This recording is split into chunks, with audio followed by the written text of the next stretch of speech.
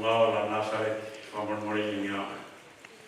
I taimi koe ni, ko kore whamormori, i tāu kolosi he Sydney, Australia, i tāu whangongo i taimi, i kamata mai ai, i tāu whioki i he whioki, i he pōpongi.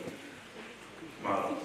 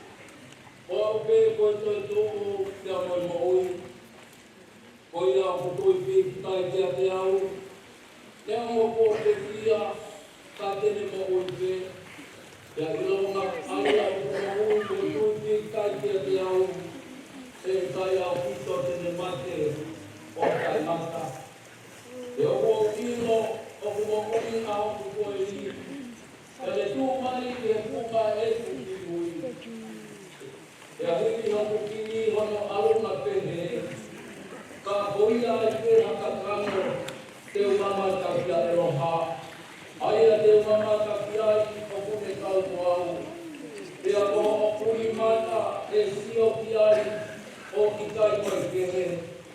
Ai kai te upau, moku tau tolu hamea ki mamani. Koe hui koki ai kai te tau rawa ke alu ki tau tolu. Hamu mo i mea, ko si hoa na ane fuaki. Ka ko si hoa kone toko atu. Ka ngalo i ai pe, ai fuafa si hoa.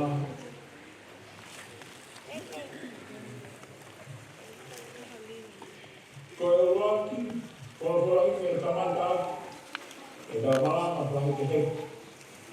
Se vani ki ai ki te kongkong koe ni, koe na mimange au tolu o kuru o lima, tolu noa, o iau ai monuia, a taha o kiloe, koe ne hiako toa ko whaka mone mone, o kuikai te rata ia te noso ki mamani. Kai, tangi kono ata mai, korangi hoku api.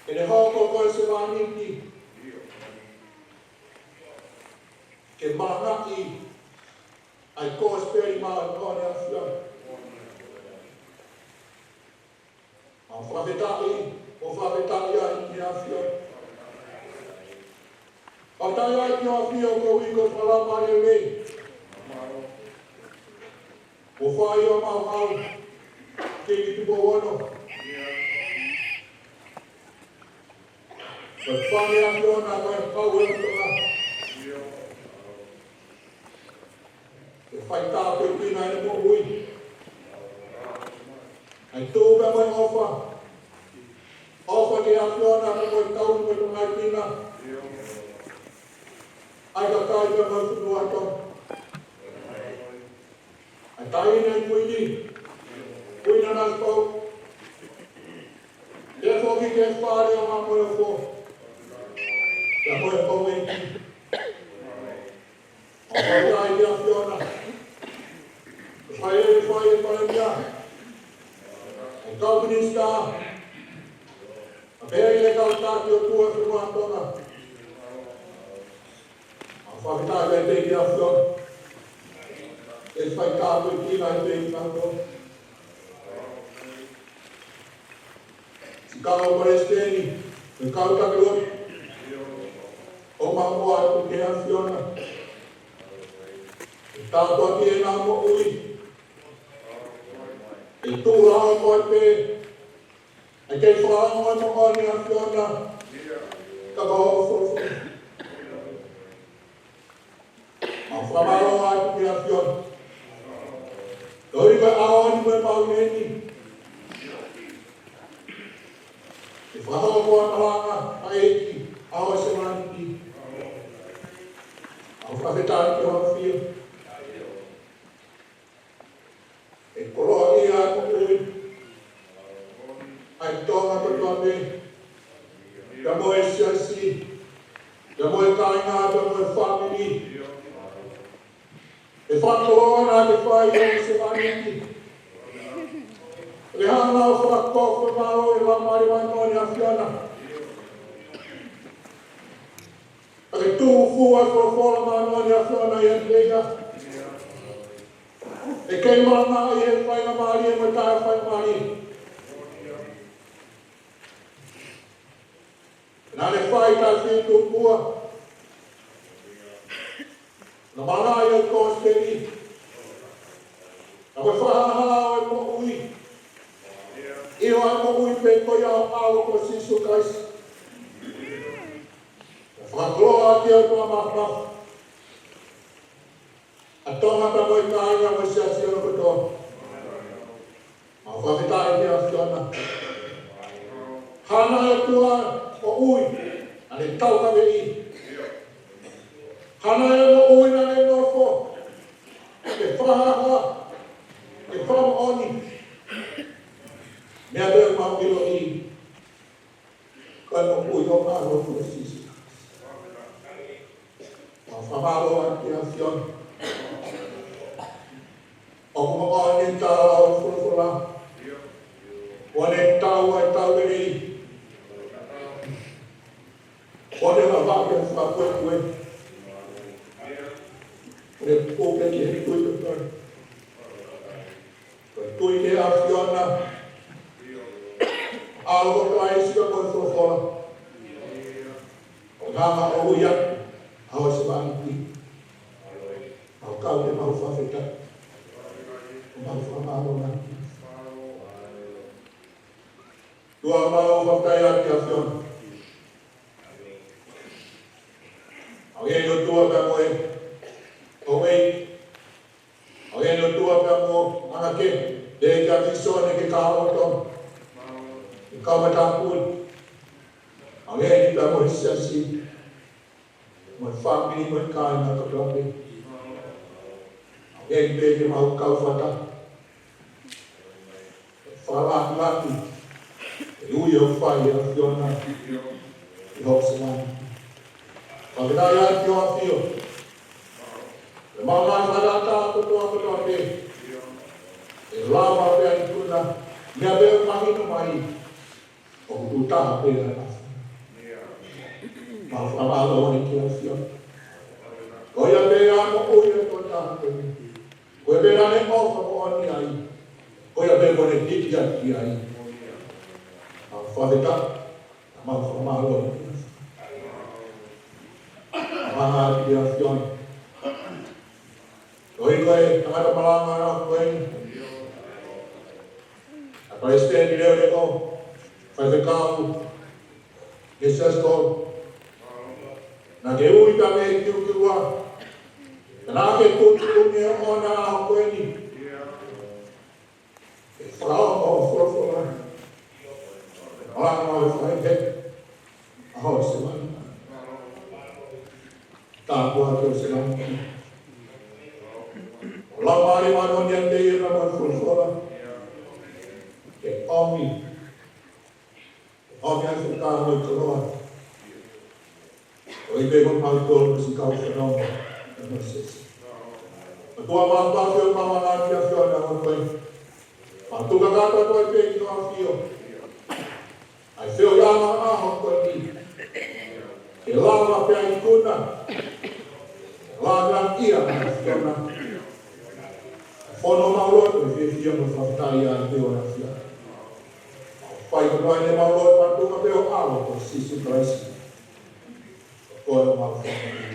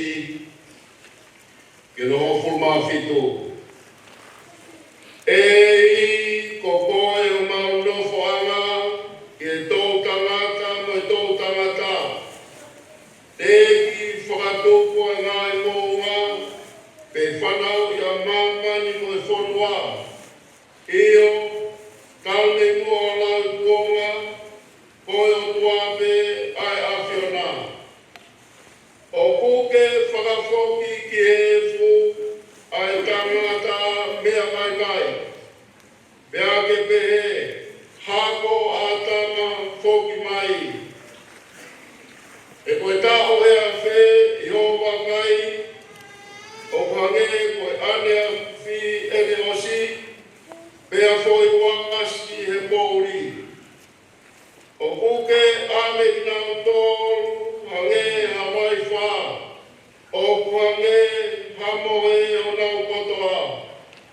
Pongi pongi, o nau hange a mukai lusie, pongi pongi, lanu mata mo tele mawe, e fiafi, tōsi fo pea mai. E koko homo au mau osi ai, ia mau mau tāwhu ua, i o tukta maki.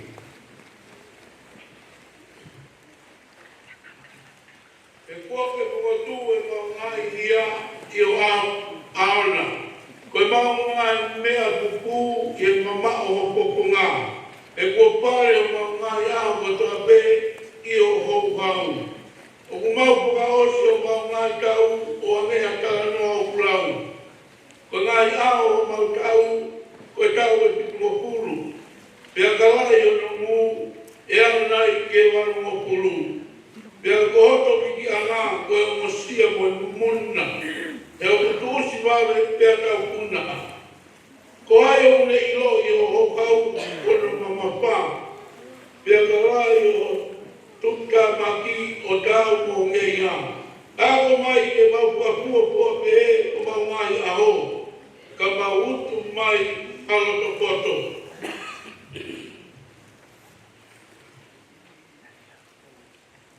Riu eki ko futu, rolou teria ho kauta mai o eki ko mau toru. Whamakoi na ki mau toru ke pongpongi at ko ara o wha, ke mau mawawa mo whiawhia, i mau mahi akotoa.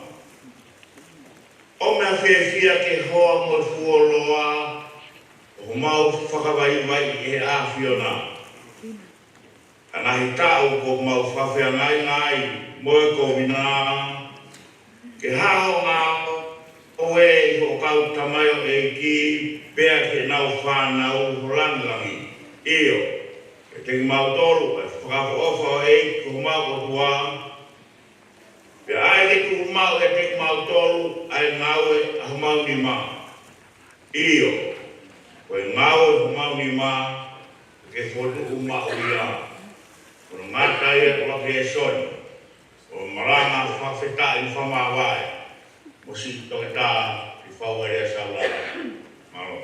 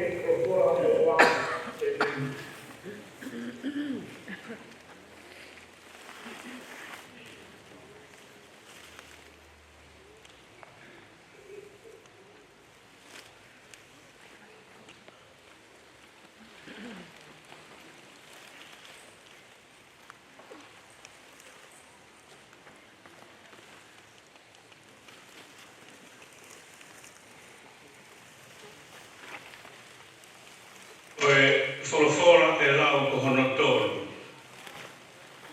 E tau malanga whaike ka wholau mo e se vani ti. Whaisikau toketari whau vai lea Saulala. O ki he raki kiseri I Korinto. O Flumani ma o vahe. E ka matalau pia bihono o fulu. I hono ni mga fuma malu e koe osia ai wahe. Ra Korinto suanoa i ono ni mamani. Aia o pehe a ono whakarea. Ka ko eni, mo foto a Kalaisi behe pekia. Koe polopolo, koe whahinga, kua mohe. He koe mea i he whaumai i ha tangata ai mante, pea whaumai i ha tangata whoki, ai toi tuku koe pekia. Io, hange tof pe, o kumake kotoa pe i a atama. E whoki, e whakamo ui hake kotoa pe i a Kalaisi. Ka, e takitaha i hono mahenga, o e polopolo, o Kalaisi. Hoko ai, a kinautolu o Kalaisi, o ka whai, e ne ha ele mai. Toki hoko ai nata ana, o ka tukuale e ia, ai pule ana kihe o tua. Io, ihe tamai, o ka kone whakakaana ai pure kotoa pe, mo e tukunga kotoa pe, mo e mālohi.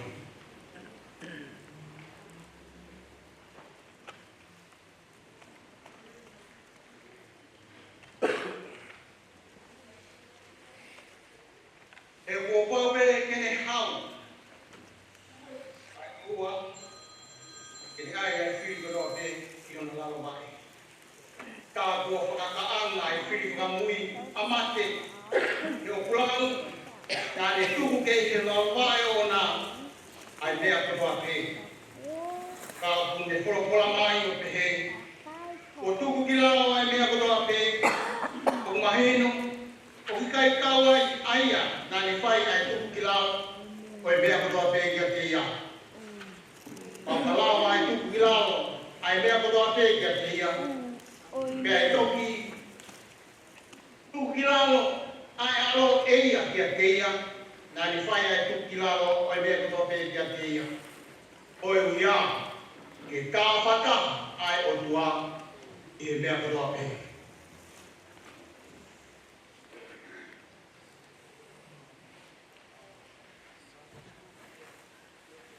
E kai, kia koe pā nā tolu ai e whai.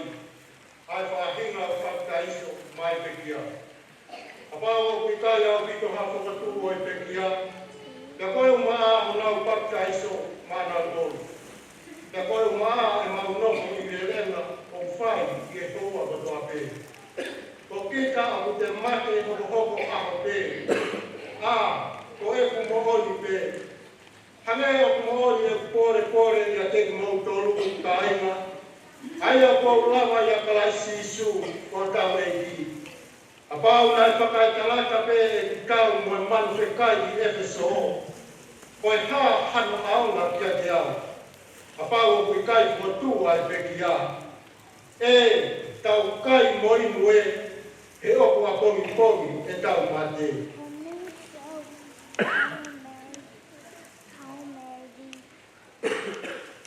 Oa nā tuku ke kākā i ki moto. O mau i ana he pulunganga lele e he whaatala noa kou. Tuku o mou kona, ka mou aha ke ki heanga o totonu. Pea oa te mou whaianga. E wiai hani i o ki kai hana o mo iro ki he otua. Ko rea pehe o mou whakamāki. Ai ai nai hantaha te le pehe. Oi ha ai ana o e whukotu o e pekia. Oi ha ai ana o e siro te lau paku mo ki nau tolu. Ai si ana ta e loto. Nā moe mea o ku te tō e koe. O ki kai whakamo ui hake ia. Ka pau o ki kai mate. Pea koe mea o ku ke tō. Tala hai o ke tō ai sino i mea te ne hoko ki ai. Ka koha momo i tenga pe, haui te nai, e haa kau ke. Ka uku atu i ai e o tua hasino, o whatatau i e me tutu ni, pea ki he whahinga tenga takitaha, ono sino o ona. Talai hai kua taha ai ka kano ko toa te. Kai ke. O ku taha ai ka kano o e tangata. Kai taha kehe ai ka kano o e manu. Pea taha kehe ai ka kano o e manu kuna. Pea taha kehe ai ka kano o e ika.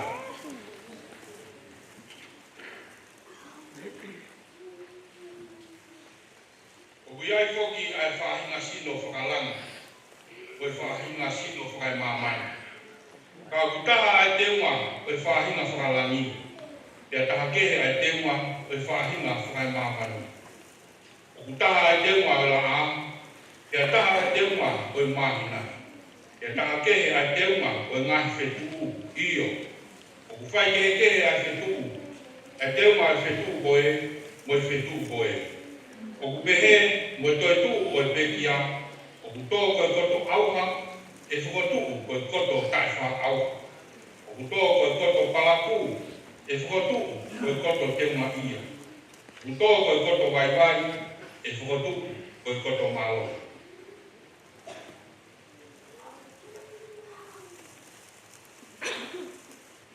O kuto ko sino whakakana e fokotu ko sino whakalamai. Papa o kuai ha sino whakakakana, tā kuai mo ha sino whakalaumani. O hange whoko e mea potohi, na e hoko ai uraki tangata a atama o kakano mo ui. Na e hoko ai atama ki mui o e laumani whakamo ui. Ka tāla e hani o fōkua hoko ai whakalaumani ai kehe o e whakakakano, pia toki hoko ai whakalau maari e.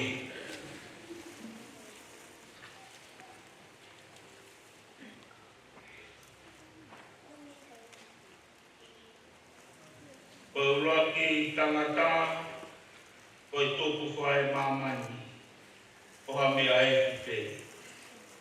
Pono ua e tangata o i tōku whalangi. I longa peanga o i mea e funa, pea mauia he whainga mea e fu. Ka i longa pe ai anga o i tōku whalangina, pea mauia he whainga tōku whalangi. Te hange kua tau maku ai i mission me ai fu. E foki te tau maku ai i misi o i tuku whalangi. Te koe ni pēa mea ko talatu kaina.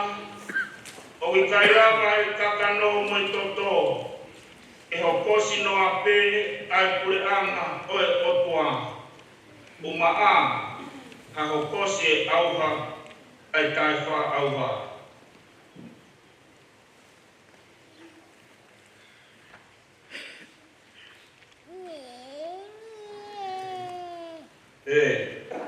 Kau kala atu a misteri. I kai te tau mohe ko toa pē, ka te tau liu ko toa pē, ia hoi ngome liku.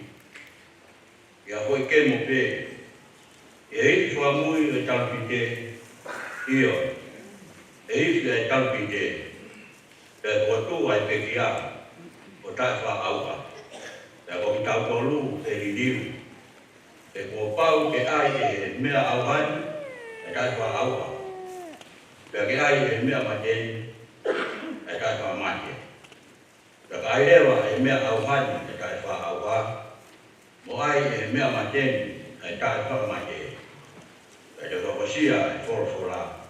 Oia, nai tohi, o whongia mate, o oko, o i tuna.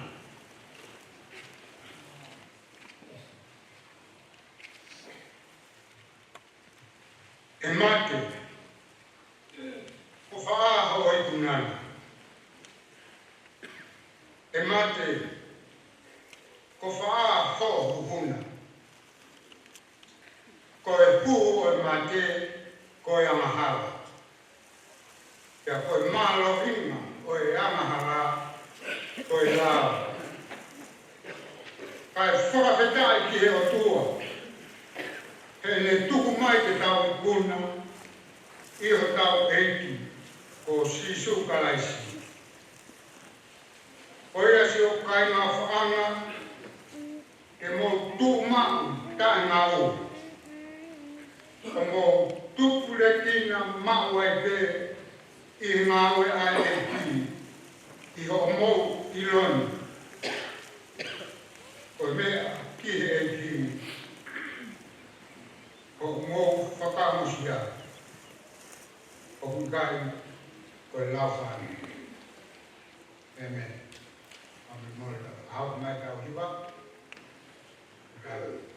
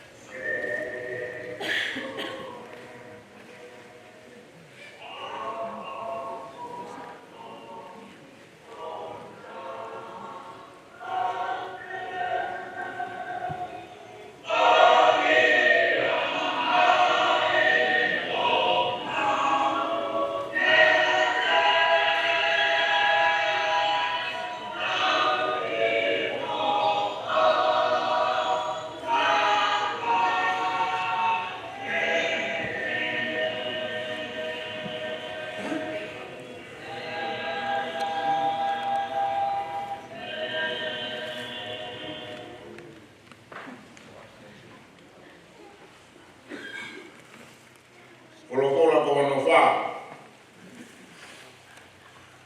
E toi lau. E marama tahiketa e se waniti pai tō nunga. Ai o tua. Pai te kau. E tāri pau pai te Saulala.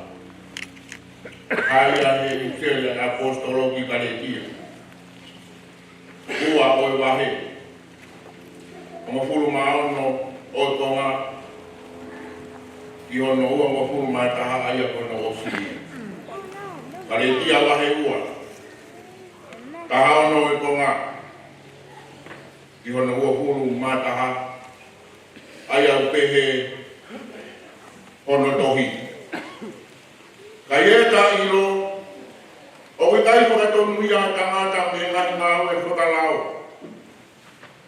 Kai ngata pe e tui, ia sisu Kalaisi. Ko ia, ko ki taua poki na ta tui ki a Kalaisi sisu, ko hi ke ta maku whakatonu ia me e tui ki a Kalaisi.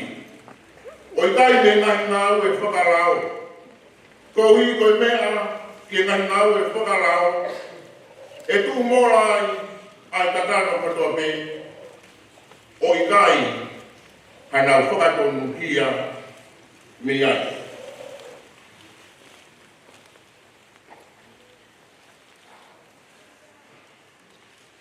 E kapau, rolotonga i ta nopo, ke mātonu hia, e tū i a Kalaisi, pau pāko hā, ko e mga hala poki tau. Pe tāko koko a Kalaisi, ko e tokoni ko a hala, i kai koia, more ke mamaha a mea pehe. Seuke, ka pau ko te holoki a ngā mea, ka te hana to e langa haki, a ngā mea pe koia. Tāko ko a moni e au, ko e whai hala, e ko kita, ko e mea i he lao, nā te matu, ki he la o i uhi ke mo ui ki he o tua.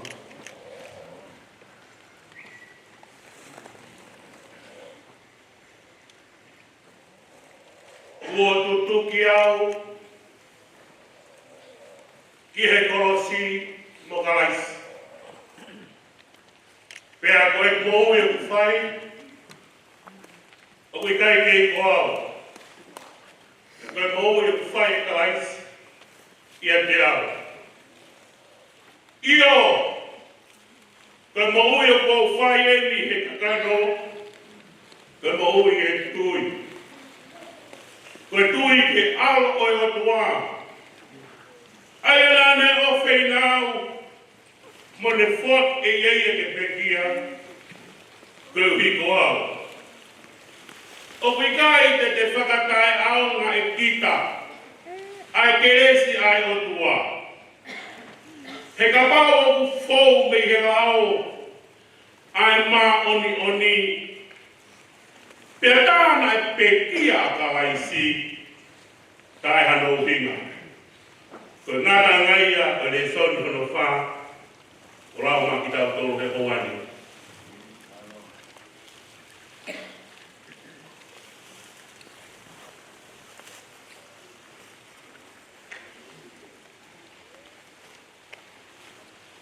Ko le soni hono nima, rao tau tolo i e pongongini.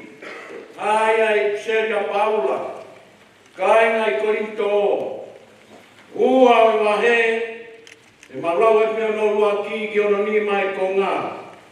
Ai al pe no whanea, pe he kainga, i e kualu atu a atu, ke malanga ke ngawe ai o tua, na i kai tuunga e kualu atu koe pe he, o kuiai ha Tokaterine, pe poto, o ku fisi mua.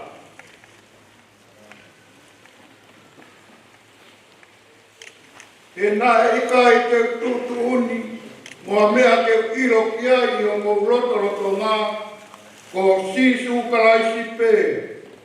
Pea nā moia, ko hono kaluse whai pē. Pēso ki e ku whengai a aku mo ki mō tolu, nā ku vai mō manawa siki. Pea lahi e tairiri.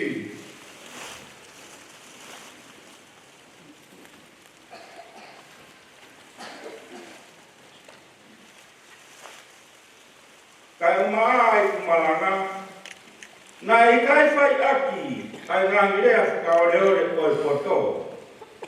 Ka nai whai aki ai whakamooni, e he laumari e moe mafi mafi. Koe hui, e aua nā tuu ho maulo tuu i he poto o tangata. Ka i he mafi mafi o e otua.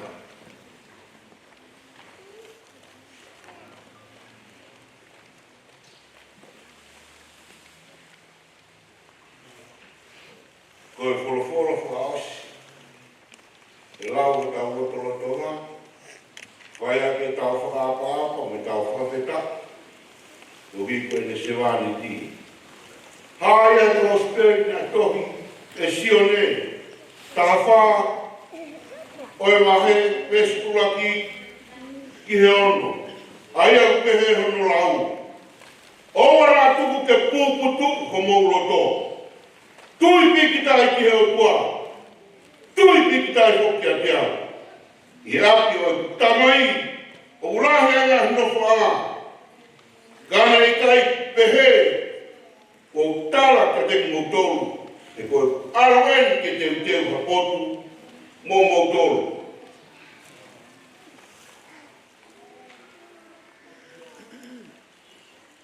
Pea neo mo te al, o te uteu hapotu mō moutoru.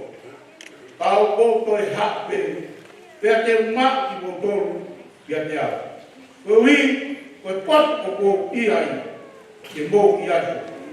Pea koe pot o kou al iai, ke mou ilo, kono hala.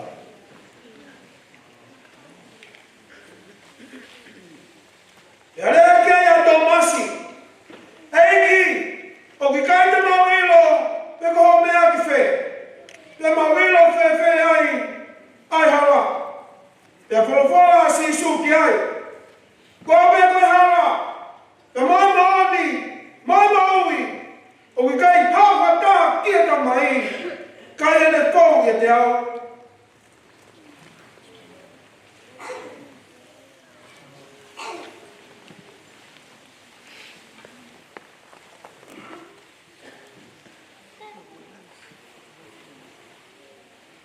Tau hoka kurewa he taimini, he pio kāwafi o te kia. Ai au kukonga ua. O konga ua ki, o i whamiri, e whahau pātuia, e whaifekau, eris nā Saulala. O kono, konga hono ua, i tawhaki o e ako, e whahau pātuia, e Dr. Vili, vai rea Saulala Junior. Hiri e rea a Vili, e ne introduce I'm a professor e ua. E nā rea mo ki naua, e tua o Vili. E hiri a mo professor ko ia, e hoko mai a Frank Koloi, o whai ne ki rea. E he tua Frank, e to whaosi. E Dr. Professor Steve Kumar, a rea whaosi. Mano.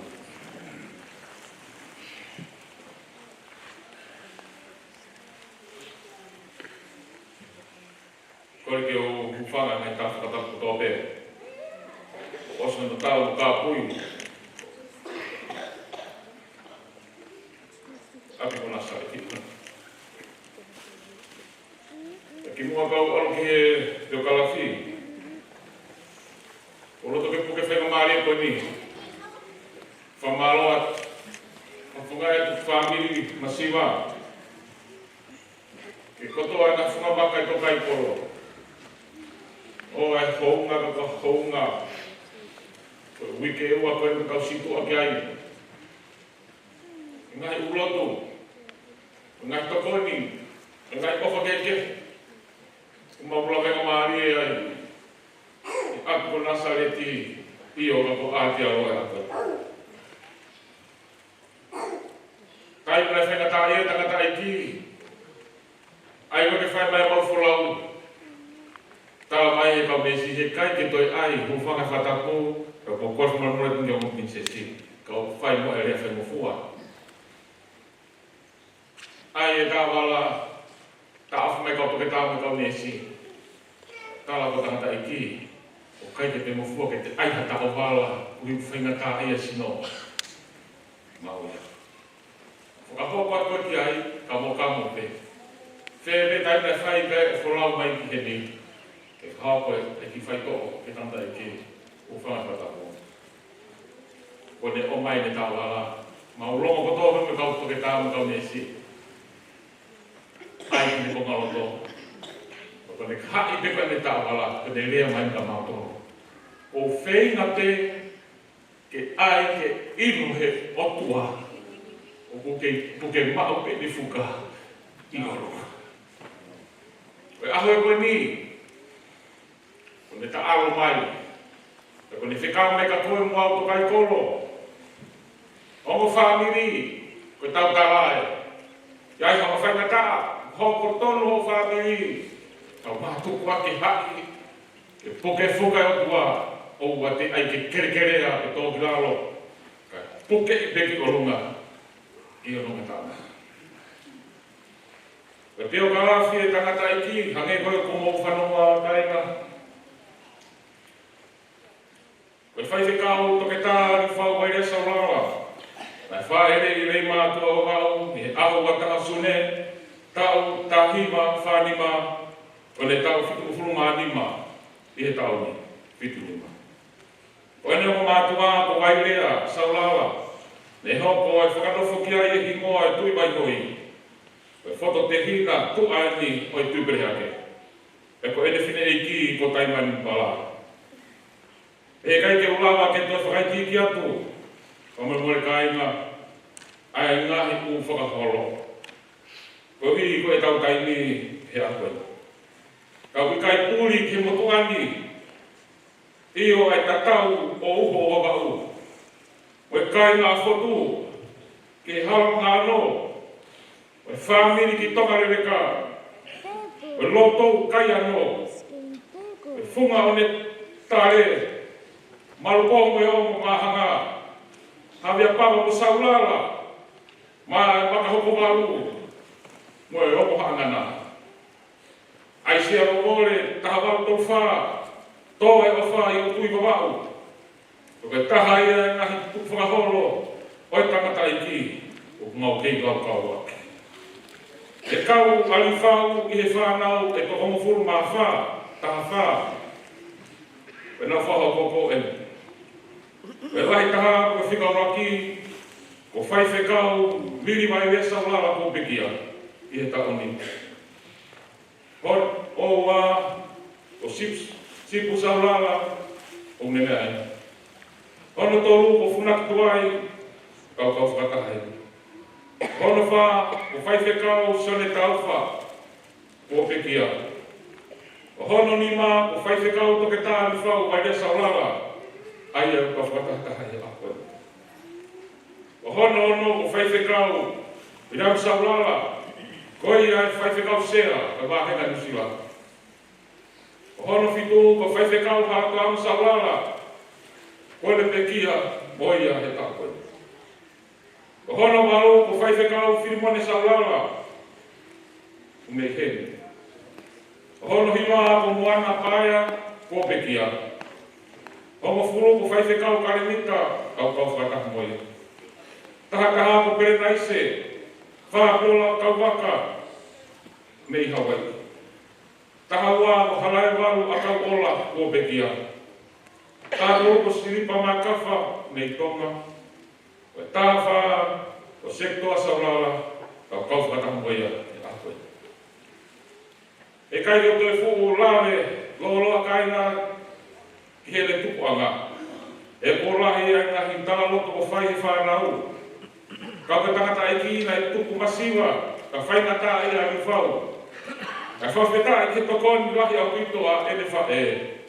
O ne awe maupe, ene keisi, he ako angelo, e heng kotoa pe. Pe te hoko ai koe ki lami. Pe kone hoko atu, ai konga rahi le whanau, nau mimi whai whekau kotoa. E ne tau mo furu nai na whakawholau e ki haa moa. Ne kaunga tamaki ai e ki ako ai aho whitu. Osme ai ngai tau, e ne te wholau mai ki tonga, e ne kuulewa ke koris tonga. Na ne whamau wheka maari o alisa tautai, Ko hina e nā ui aina ta o ke te. Kai whekau o pekia miri vai rea Saulala. Pena iai e tāwou, nai tau ki te o mātua koe ni. O ke tāwou koe a kainga o senturi o Tokoloi. Nai whamana ko ma pe a Liufau ke alu, ke api o senturi. Ko hika ne manako o ia ke he rau konga. Na whaere mai kore, senturi ka mā a tau ke te miri lahi. Pahu mua kore ka manaki. A mea ke pahu atu e tamasiki toloa. Pena e kawen ka ina i hono teui a sino roa tolu ai tangata i ki. E tau whaosi ne ako i kai ke lawa ke aka totongi e lea e ne mo ua ke polisi. Kai tahiwa anu tolu nai na ne maku ai sivi Malanga polisi kotu pou. E taimi koe ni na ke purea koai ai whai kau sipe tai amon kari ai.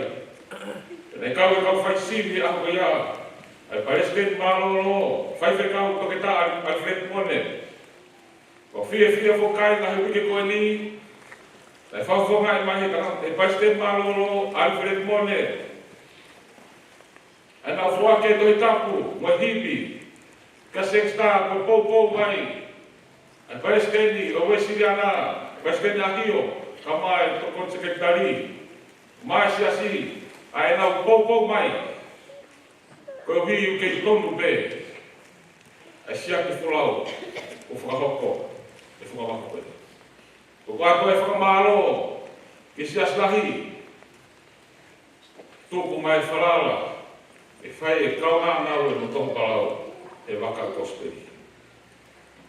E kai ngā kainga, ai ofa, ai tui whare wā. Pili nistu i pere hake, e mo prinses mere naite i a Liufau. E ne awe, e ne nofu i whatai. E ne lahi e na whaiko maari e ne maa e na hiako le ako na pere. E bia i e ne mau fuhonga i a lahi au pito. Ongo ata mai prinses, me e siptapu ka maa whieina. E nahi ofa rai lawe ai mo sita mai. Pa nyonga ne tua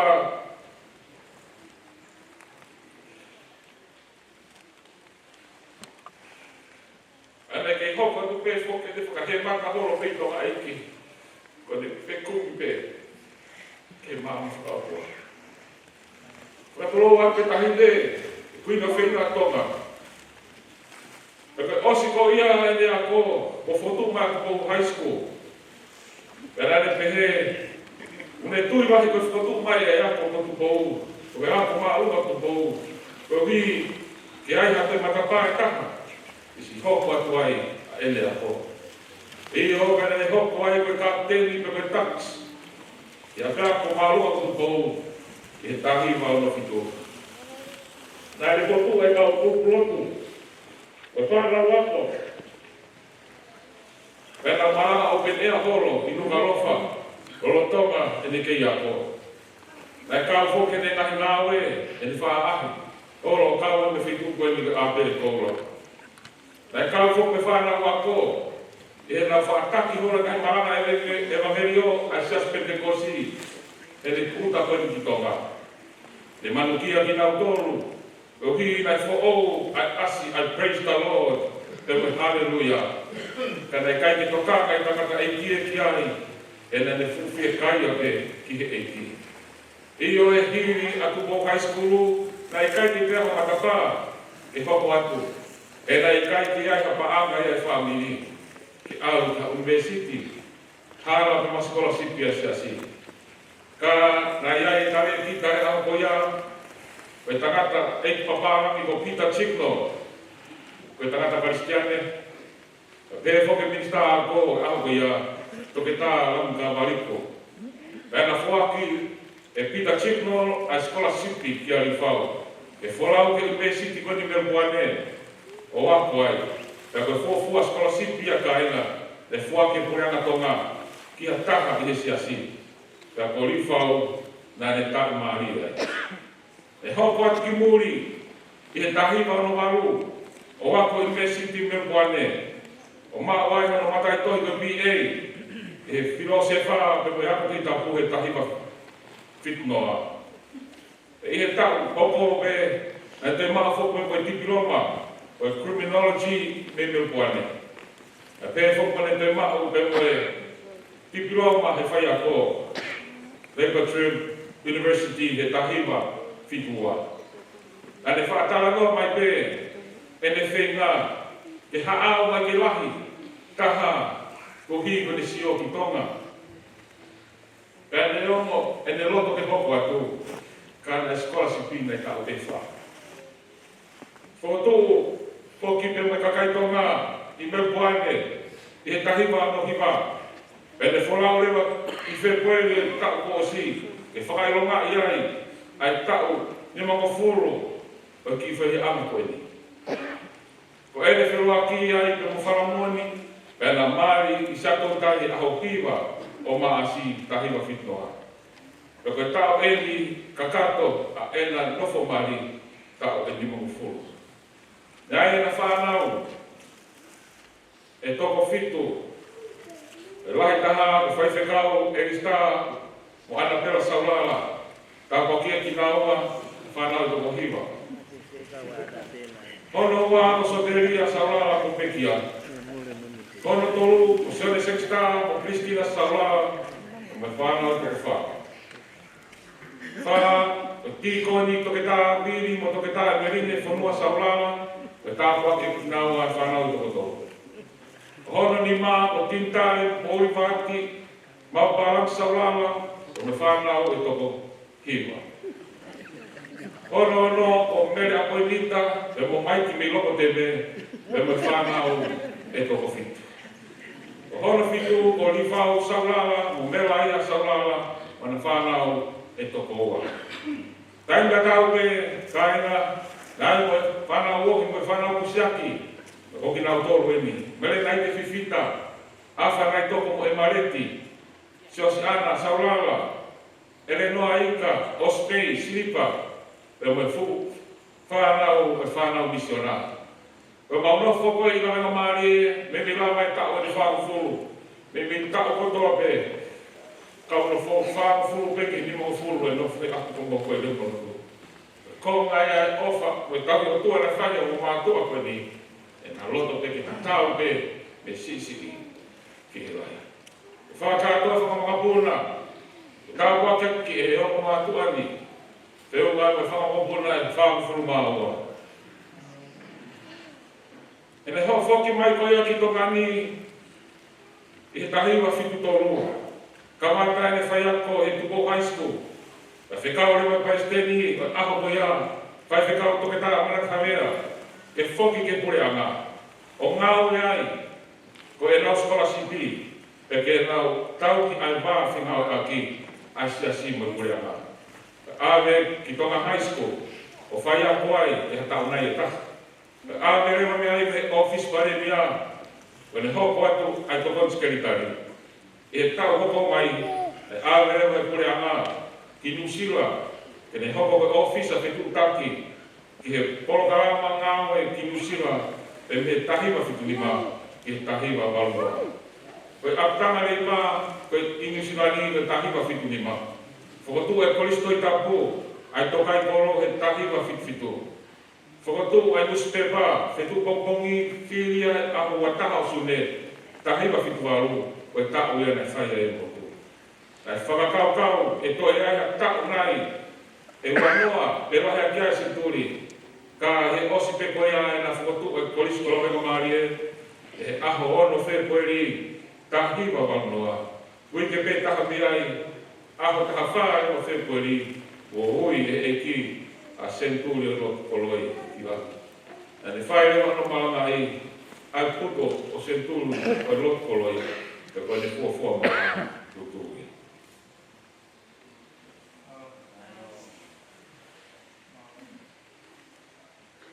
Kore ke uwhanga penga i tala whapapa. Whangala na saret, uwai hoi, uholo to hangan, ulawe i kumako. Kawe whola, koe siu i tu ato, he te ripu. Nō tamaiki, Mawiki, puke pe mota mi la. Look at that Papa hoi. Look at that Apsiet po. Look at Malhom romaris. O mo mo tu mate mo. Mo fa pa fa spe mo. Tu lo mo.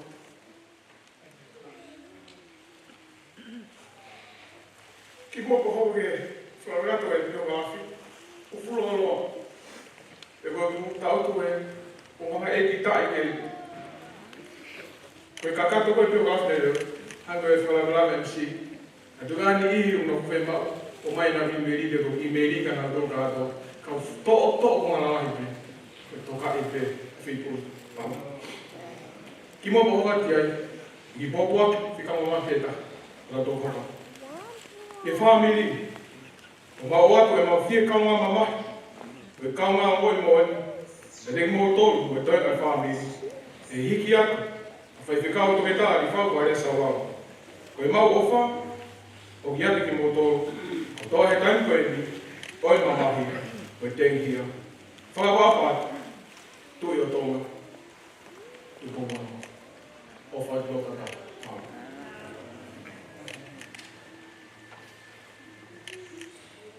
Te upika pupe mi e mena ngata e kawete.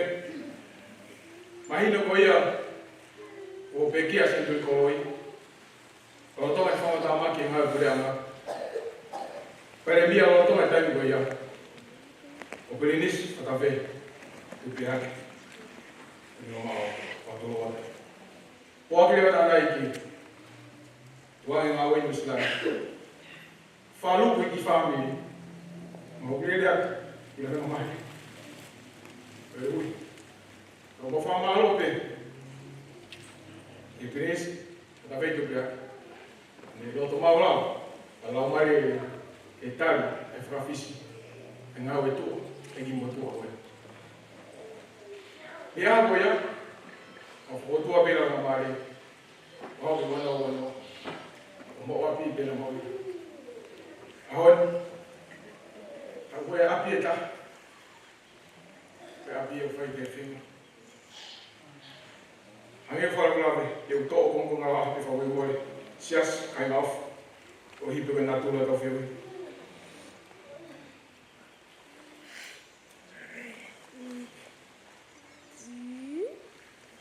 Hike tanda egi I tonga.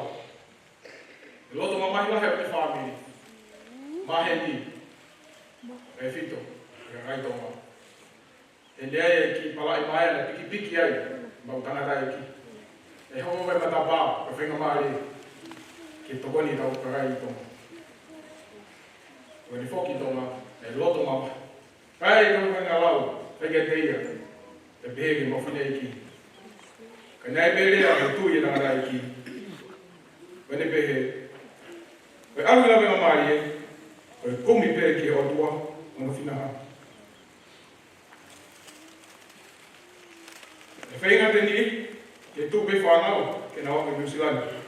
Ke nei kai tupe hea tangata e ki. E wai pere nge kupui lea. O ni whaarea o kumauto. Ngai whakatanga siasi. Sainge te tu, e te kuma e ki. Ha te tu a whulota whanua. Waki e kawa e ki.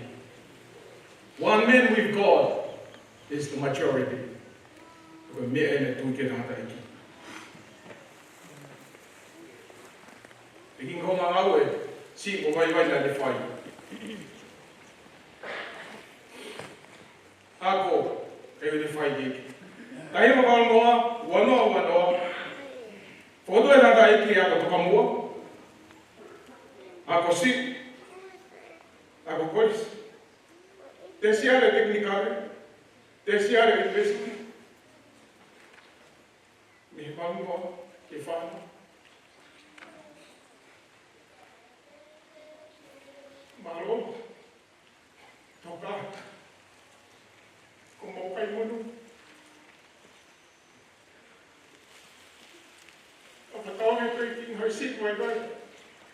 Ko mo ki mo tua. E whia a moe off. Kai mo nue mi hapa tuko. Wafta valu, wafta hiva. Hange pe mo mea I. Pe tau ngai tonga pe muri tau whaamui tau ngahi haki whare usai. Pe whito ngai siasi. I tau lawa ki ai. Maa whana o komoko. Ma tau lawa tari ngai muama keresi. I sas Tokaikolo. Le lang whare lotu I he peloni Amerika. Ke tu bongbongi sene. Asteria. Nasareti o kalani Lucio. E gila venga mari to foto mai. Wafta wao e ale mo wa hangi ko ka iteke te ala lava o feo. La lo milio. O fa tua. O fo mo ki mo tua. Wafta wao pay off what? Pay off what? Wafta hiwa. I'm going to go to Italia for debt free. It's just what I call it, guys. Toka!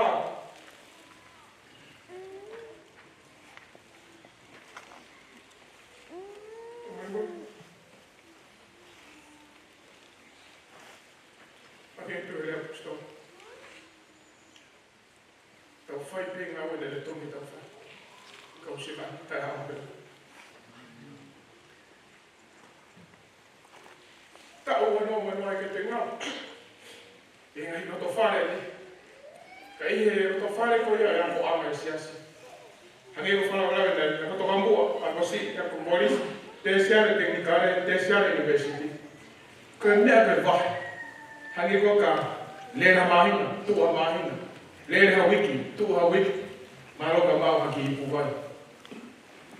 Tao wanu taku ko e tō malu wha ekonomika. Koe toki fuafua tau ia. A urua ke fuatu e ako ana. Wahe hoko pe kau mau e. Ni rā pika olunga, tō ngai tapu e ua haapai ka whao e wani wanga au inu siwani. Ka koko ni ngau whakaosi. Toka. Aro e tau fua tua. Mo siwani. E tengo Afrika e whakamaro o hangi werea ka tō whai. E ka panda werea ka ni ka tāke, ka kume ai toroa. Ka o whakotua I huine. Ka te tāhao whangai, hālai. Hālai. Ka kone rea o kere. Ne I kai loko ia ke wiki a hame. Ka ne ke mo ui, e ngahi pauto. Mo eke mai. E kai haha ane lea kola. E kai ngau e pe etaha nei kuna. En nou heb Kalaisi hier, ik kan van. Wie kan voor afsluiten van? Normaal, nou, ik wil wel een beetje mijn video callen. Ik kan wel misschien staan niet om. Nee, mijn familie Amerika moet horen. Mijn man is. Toen het toch wel eenmaal werd, en jij heb ik al gezegd, dan moet nou twee vrienden. Toen het toch wel eenmaal zien werd. Oi ko rea whaanga tonu ka sengsta. Koe whakaukau ren ke siasi. Koe whātua e. Ore peo ni rea. Hangi ha mea ia hangi ha ne. Rea tuku mai. Koe tō tahai. Teni hoka te siasi. Koe ne rea ka sengsta ka na mau sio koe toa. Ege o mau toki lawe I be. E mea kuru hoko. Hina o mātou, nēs kamata I roto te iyo. Aho hoi e whao wāna. Kau hangi e koe tau o mātou. Kai whikau ni sa skola. E Palesiteni hoku e sa skola I koe tās. Aho kore uru whakao si. Nā maurera e koe ki mi tolo moa. Whao tua e tangata iki. Tea tala mai. O pāwe ki he loki kuko e short stay. Koe aru ki ai koe ki whamau tō la. Aru whapuru. Ka mo hangi koe o ko si lāmea ki ai whewhikau. O tōko si e ma whānau. O tōru pe. Ka koe tala mai. Aru mo tōria piri mo whamiri. E ko tōko si kai toki kiwa te ngai whamiri tōko lai. Koe ku rera koe ki loki. O mau tō mo ria. Rera koe si whangi upiki. Laura o salot. Whei loki. Neke kia me furea ka te au. E mālo pe ka mele te mai. I ai pe ka mo pāru. E du loto ki sia whanau e kuke. Tau toki ilo he pōko ia, u whawhatapu. Tō tara mai tō ta, o ke ilo viri ko whanau be, ana si o whaosi kia pā. Tēnā e tapu te awi whanau ki loto, e kakai lalahi. Te koe mui ho tua ko whamia tintare, Saulala mai. Te mamahi a tintare, koe whaama tintare, koe sio ki he nau kui. Nē longo pena tai ki, kere wharea, o tātana kiwi rea. Whanongo mau te pake, e nā tai ki, tape mu tintare. O kungangia mulea ita tintare, ki nesina hiroki. They want to see their grandpa. O whare tintare, pia ki nā tai. Tuku ho tai tui.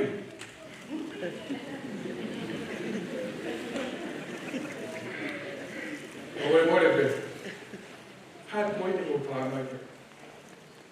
E te au. Te mama whakao se o tō. Mahara mo tamai, hei tōku e kehi mama. Kia kakai tō ola. Te mama whaasa mo tamai. Ne whai me mo hanga mamahi. Ke taha mo whunga tō. Ne rea whaosi. Ne i rea hanga mau tōru kātou. E rea ne whai me ngā tinta.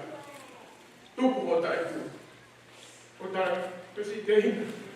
Ka moha to mo munu ia. O tūtu lau mea ta kai. Mahalo ke iro e rata i ke u tai tū. Ka te mahu e reiko. O whaate ke uke whenga maari. Puke puka fula. E o whai e o tū. Ka koe whakao se o tū. Ka oe more. Ahu ko me lure. E tā mai, ai stā, ana pera. I didn't stick it. Ke mawhenga mai, ka mau lere atu ki whenua. Ka mau whia whia. Koe amanaki ke teke mi he loki koe a short stay ki aluha wodi pai whenua mai lere whamiri au tō ai. Ka koe mau whakao mono o whia atu. Ka koe tā mai, koe hiwhai nā nai ki mi loki. Alu, ki loki. Lote pa ko he taunga nesi ki whahanu ki whaito. Koe whai huhe loki, koe awa ua wana i ai, e mau sisi tāwa i whausi, mo he whoha whika ua e mau ai whai whika ua. Koe teke e pe, ana huma e rewa. Kai ngāua ka koe tā, koe amanaki, koe whakawa me tā pā, nā whia, nau alu i opio. Koe tāpuni i pe, koe te whawa me, koe whaako me koe tā. O hiki tā kai. Pau tā anō mea me e pe. A kene ki ke rote tā kai. Te mau te tuki.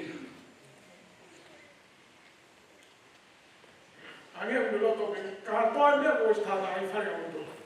O whai, tuko a mea, koe koawi. Kolos. Koe whara anō ane pe kia.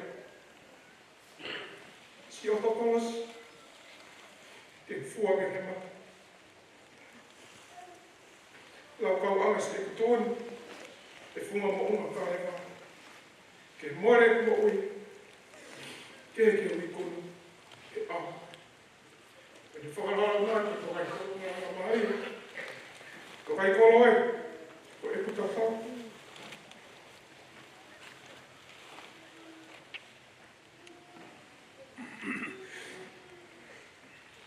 Venga mare, o i kona whakapura.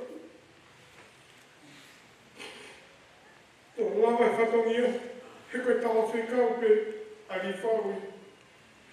O hoko atu e pue, ka teo wholau. Ki he no wha amasan, te alofi e hau. O ko ta alo man. Tonga, Tokaikolo, la venga maari e whamiri. Tonga e, ki taki kea. O ia wa manu i hataha i roe. O ene hia katoa pe, o mga kore mori. O i kai ke ilaka, i re nofai māmani. Ka tangi ono ata mai, ko lani o mori. A koe haa mea i eni, e tau whiau. E anea ku kamo maas i su ke ni hao. O i kau aviana, o kuna ta awa.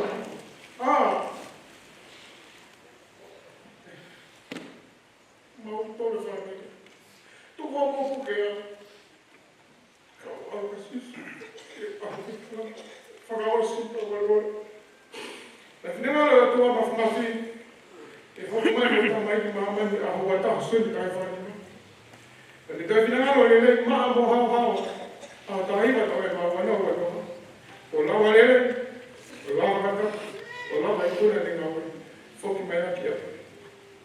Liufau, o rea ka senturi e te pekia.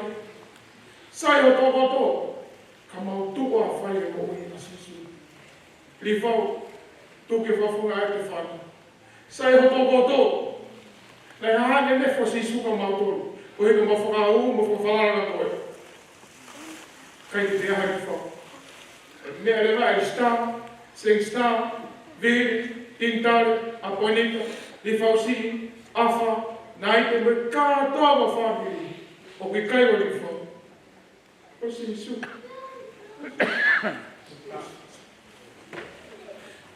O me tamai, o me mōre te kō, o mata tō, ki tawa ki te o ka whitu a wai. A me o wharangawe ka mō. Pe ki whorau ni te, e kei pe riunga. O me mōre te puke mō te. O whaksias. O whate ulotu mea, o koe tāri lotu mea e ki ki e kore me whae te whana.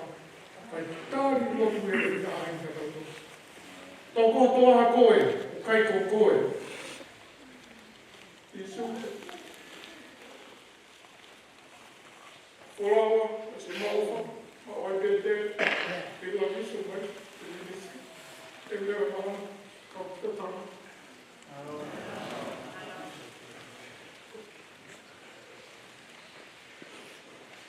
O me mōre te, o tamai.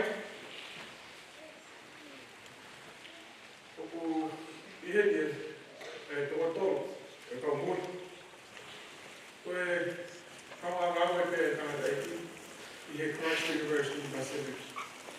Te aku nau kawi i koe komiti hui kwa Friends of the University.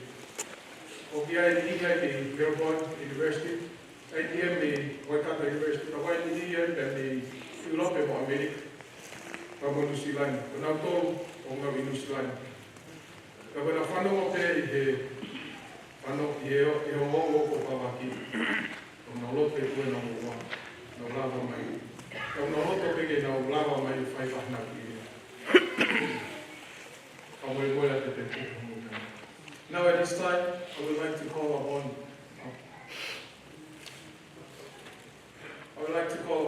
Professor Hunter, Jeffrey Hunter. He is emeritus professor. Please come forward. He is an emeritus professor he was working for Massey University, and currently he's working for Auckland University of Technology. And he is one of the executive committee advice to the Vice Chancellor of AUT. So please, at this moment, Professor Jeffrey Hunter.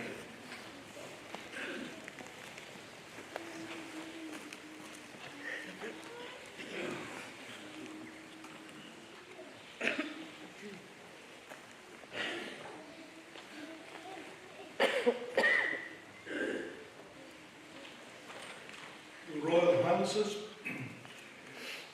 members of the Saulala family, members of the church, members of the community, guests. I wish to be brief, but I wish to speak from the heart.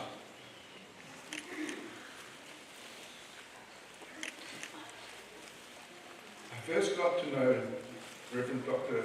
Liufau Saulala about 6 years ago when I was asked to assist in advising the university, Christ University in the Pacific. Liufau is the founding father of this university, and he based the university on strong Christian principles. I was impressed with his humility. He was a man of presence, a man of wisdom, a gracious, inspiring man, a visionary, attested by many here today. His vision of a Christ-centered university, learning to lift the educational aspirations of the Tongan community, was awe-inspiring.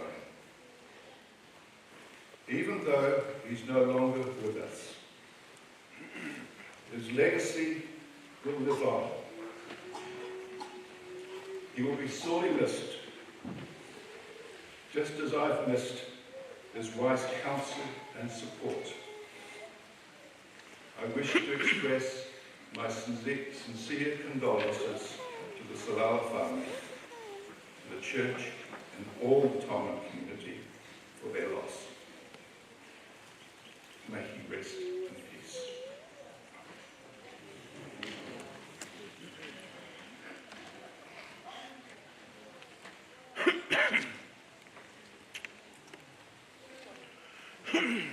Thank you, Professor Chairman Hunter.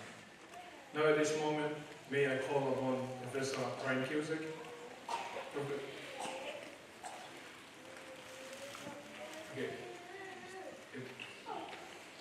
Anyway. Professor Brian Cusick is one of the backbone of where Christ University today. He is a man of vision, man of faith, a man of word. Like the saying, talk the walk and walk the talk. Please, Professor Francis.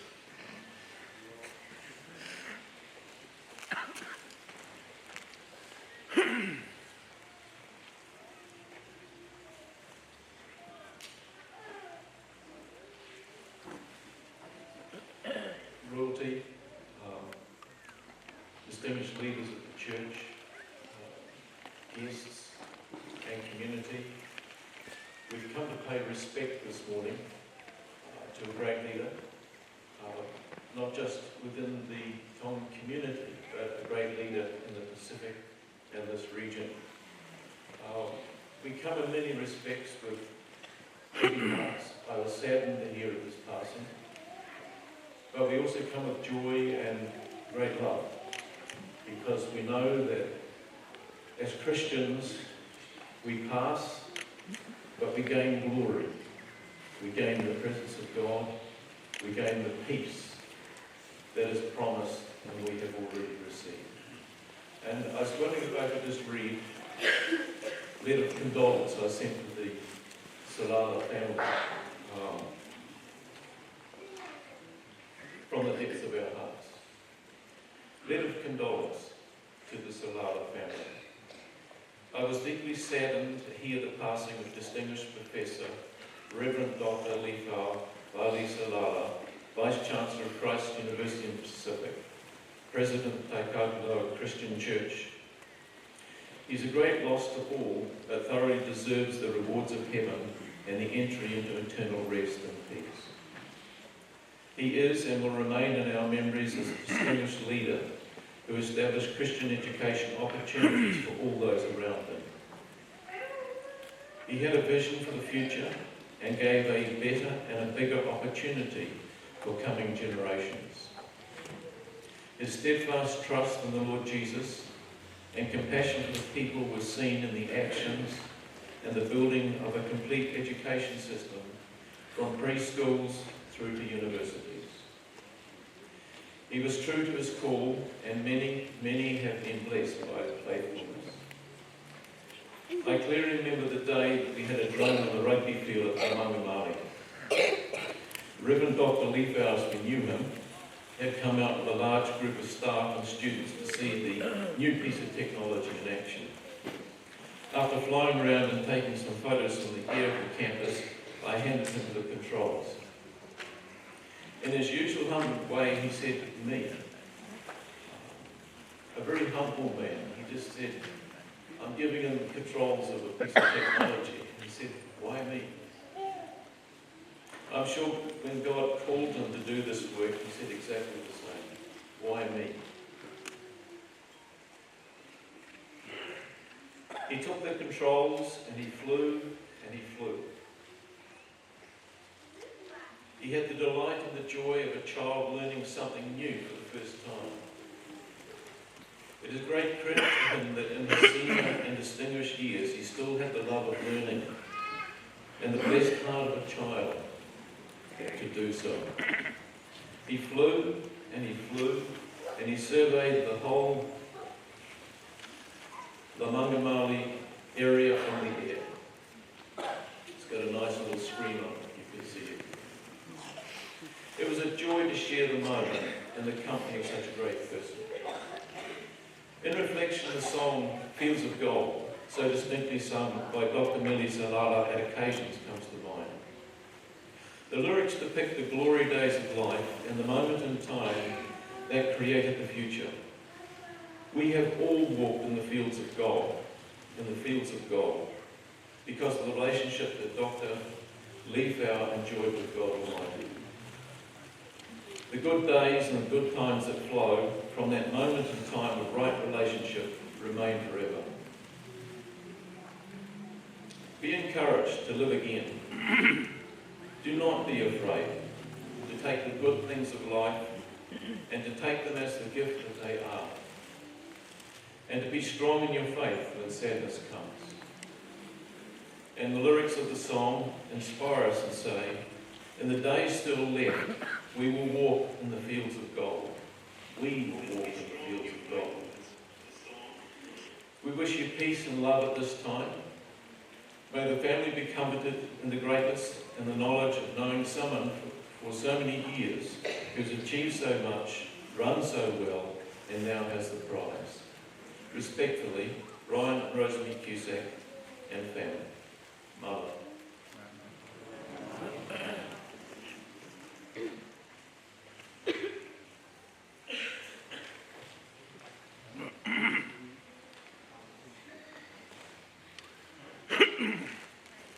Thank you, Professor Frank Yusuf.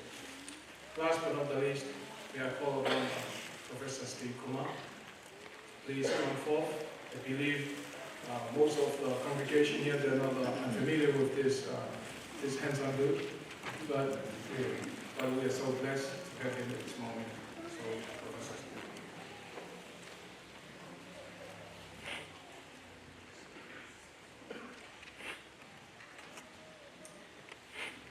Your Royal Highness, ladies and gentlemen, it's a great honor for me to speak on this special occasion.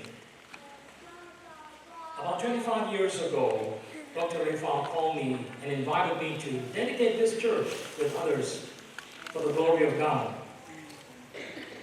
Today we have come to say goodbye to a great man of God. Paul in 2 Timothy chapter 4, verse 7 says, I fought the fight, I ran the race, I've kept the faith. That would be illustrative of Dr. Liufau.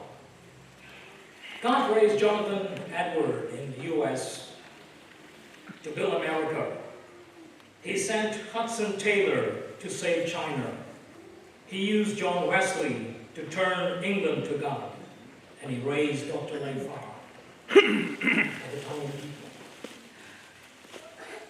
Dr. Liufau is a unique man. Today, we have come to remember his greatness. To God be the glory. Great things he has done. God has done great things to Dr. Liufau. With God's help, he built the church. Some people built restaurants, others built factories, others built hospitals. But Dr. Liufau built the house of God. Because Dr. Liufau knew that the church is as strong as the world.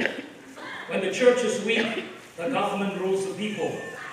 When the church is strong, there is safety in society. Dr. Liufau believed in education. He believed that education is the key to success, so he created schools, primary school, secondary school, and then a great university, Christ University in the Pacific. As I look upon Dr. Liufau, as I meditated on his greatness, There are three things that stands out in this great man. He believed in the power of truth. Because without the truth, we are empty.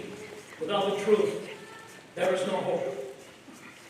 Dr. Liufau was passionate for truth. Every time I meet with him, we discuss intellectual subject related to truth.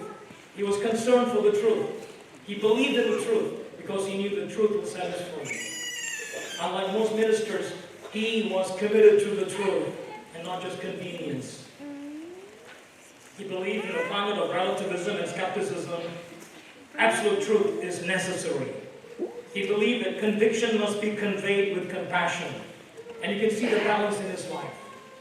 It's the model of a minister. Not only he believed in the power of truth, but he believes in the power of the Word. He was a Bible man. The choice is either we believe in the Holy Word or Hollywood. And there's no other choice. Either we believe in the wisdom of God or the wisdom of man. But Dr. Liufau believed in the wisdom of God. Because life is a choice between two realities, fantasy or reality. Dr. Liufau was committed to reality. Thirdly, I noticed Dr. Liufau is not only a man of the power, believing in the power of the Word, the power of truth, but he believed in the power of Christ. All of us without God can affirm that. This man loved the Lord. He believed in a Christ-centered life, a Christ-centered education, a Christ-centered Christianity. He was truly a servant of Christ. Dr. Liufau illustrates the beauty of Jesus, the wonder of God, the beauty of truth. In his life, I find amazement after amazement, wonder after wonder. This man is one of a kind.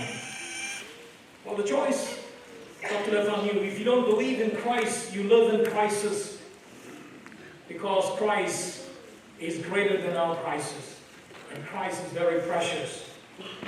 So we have lost a spiritual giant.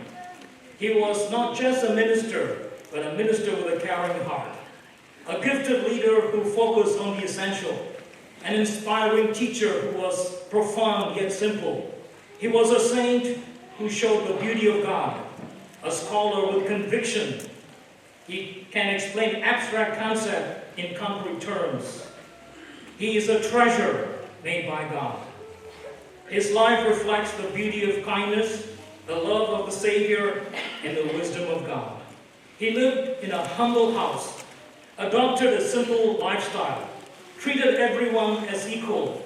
He cared for the poor and for the unfortunate, comforted the grieving, forgave those who misused him. He was never proud or arrogant. Jesus was his model. The Bible was his compass. The church was his family. He loved his country. He loved the King. He gave his best to serve his Savior. He is a legend, a unique man who reflects the beauty of Christ. The world has lost a wise leader. We will miss him, but his work must go on. His memory will always stay in our heart. God bless you.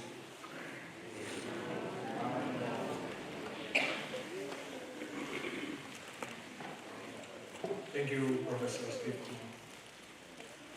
Moi wale pe mo tahi, mo ki mo tua pe mi lo fo apa. Me faunda mo se si. Mo pe la ko. Hina fo ala, fe ko. La mo me faunda.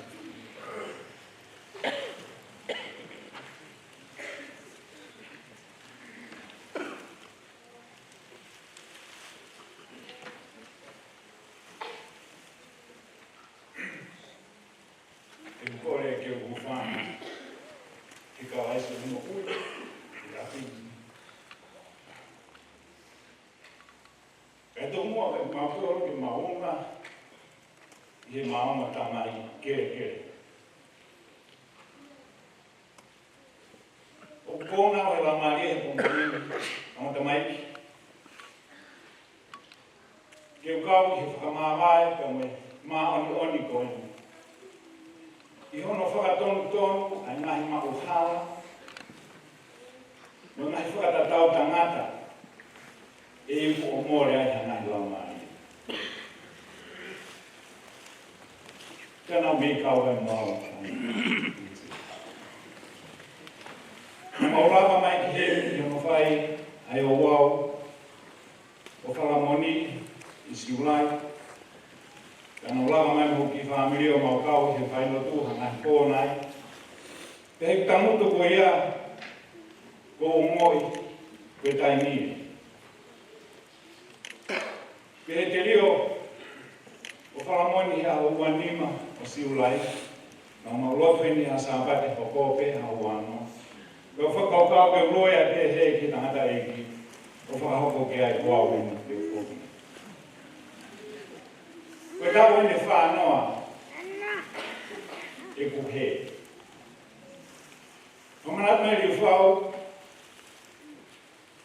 nani tō Malangai, pēnei Malangai ki Senturi, te kei kia taha ene whānau e more.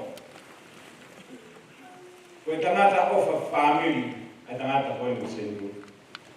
Koe tangata ilo whāmiri, koe tangata tauhi e o howei, pēnā ane whainga maari e i ia, pēnā e hoko ne rea pēia Liufau, ki whare o tupo, tui whare o wā, ka me toi mo whonga. Pēnā na rea ate mōni, ka huinga e o whai e. Ka he tau whanau ko ia, mo foi kupu i rea ko ia Senturi, ko Liufau na ne whakahoko o mōni. E ko mahina ne whae mawhio, pēne kore mai ki au whae. Ko koe te ke whakaose hoku kako. Te ke whamahino ki ka kai whanua, ko i si isu weni a Senturi o pō mawana. Ko una o ko hi, ki ngai pō weni a Tokosi, ne lahi kau whailotu he, na maulawa te holo mao e tokoni, ne teo he seasi mo whamiri. O kulea hake tō taha o tawhaki, Frank, o kukai ko Tokaikolo e nena whaesi. Te ukore hake tō taha ko ia, mua tō i taha pe, tēne kei whakafonua ki au ai loi ko ia, ki tā ofi he aha.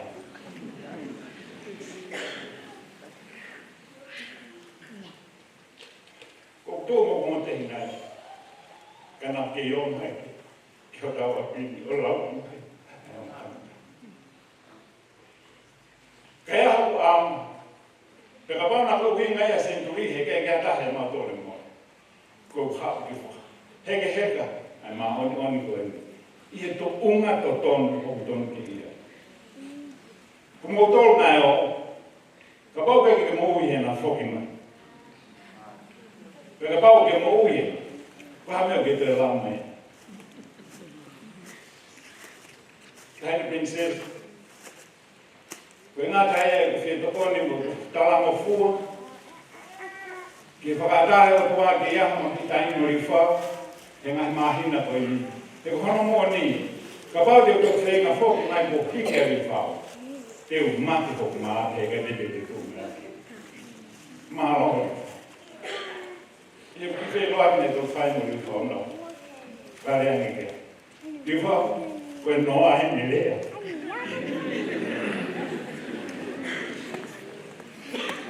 I fwe mai wha koe o fōfua misinari. I fwe mai wha koe ia, na wahi mai he sea ki o whai lotu. Ka kukulama mai he aho tua pere ruru koe ke whai lotu, uruaki o fōfua whai lotu o ia. Te he sāpate ki muatu e mamotua whai ki kau, o whakahako ke konti asi. Ka pau mo whisi o tonu e Senturi. Ka pau mo whewhanau e leo Senturi. Ka pau mo whisio e whaunga lue a Senturi, mo māsiri a whai. Nai whonu e mau ki kō rotu e whiato ia. E ni e taha ngahi, mau mea toko nina, rea e se ape he. Nau whenge whatontone whai te kau nei rea te he, ne koe hala ate koe whatatau. Kai ke koe kau kata lai tahe a koe ia, koe kau mau rotu wehi mo oni ko, e rea se a. Kai ke na kore peke tandai Palesiteni, e ufoki mai peke Nazaret, o mui e sau, e mo matini me kau whai kau. ki whaosi, ai na ngāwe na whanau. Lewere mana o anga tau.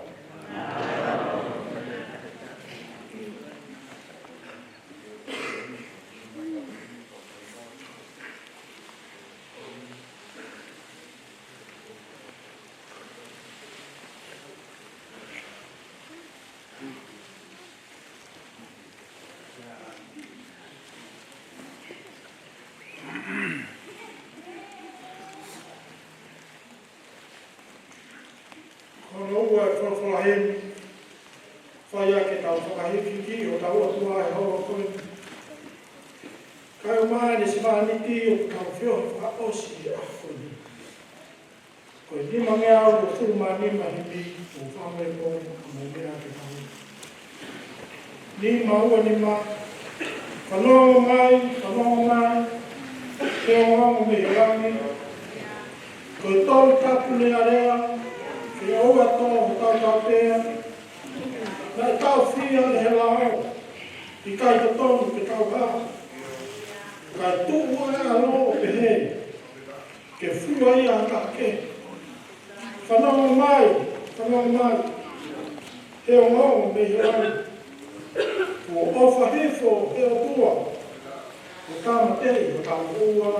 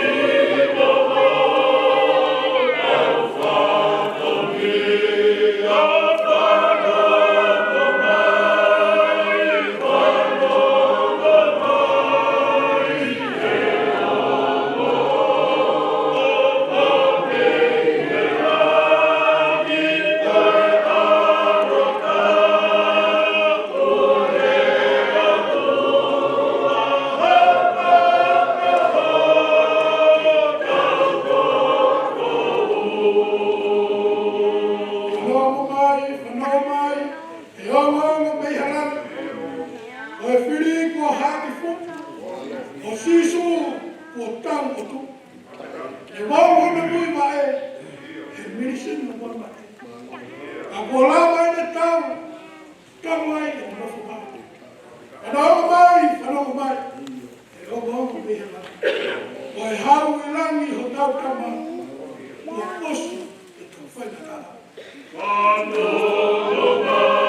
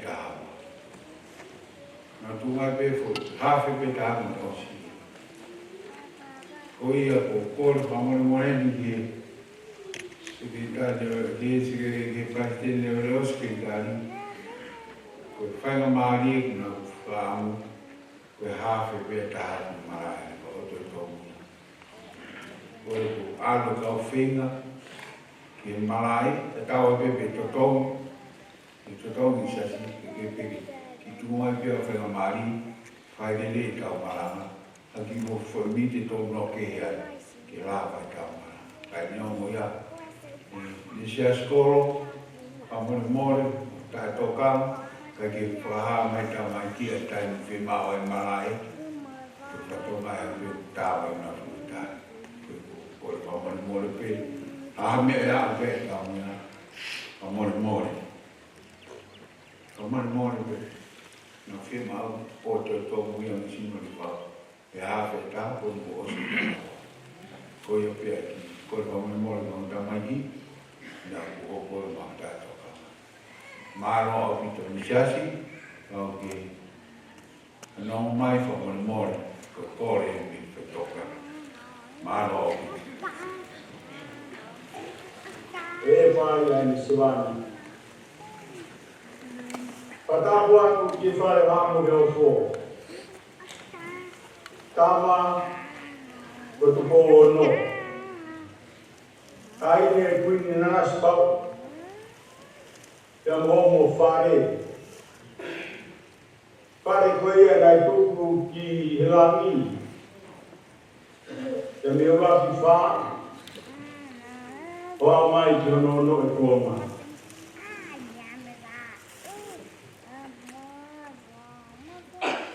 Patapu atu ki ongo taine ki sesi. Mo mea i ahoni. Patapu atu ki a Lord Mahai. Ia mo tuyo kana tuita. Ia mo hoi. Patapu atu ki e paremia o e kutonga. Kau minista o kabineti. Oe ki whare area. Oe ki o e whanua.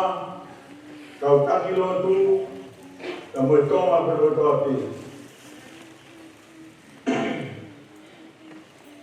Patapu atu ki whare whaanga ka pure.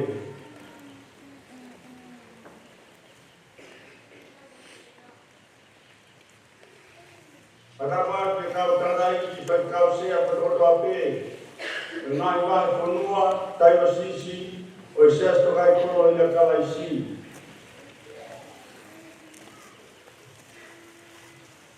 Kau tare kita, kau whai kau pure, kau tikoni, tangata malanga, te whine ako naki, te mo sea si whalu kukua. Te whatapa e motoro mo mea mai me heo pe. Ngā pia, ao whakolo e aho koe. Whatapa te sipu, te mufunaki, whahuru, nesta, we whanau whamupuna no katoa. Whatapa kehe, ye sino, Kere maho ni koe nue epa, ka whaosiosi o tai ni, i he hoa koe ni.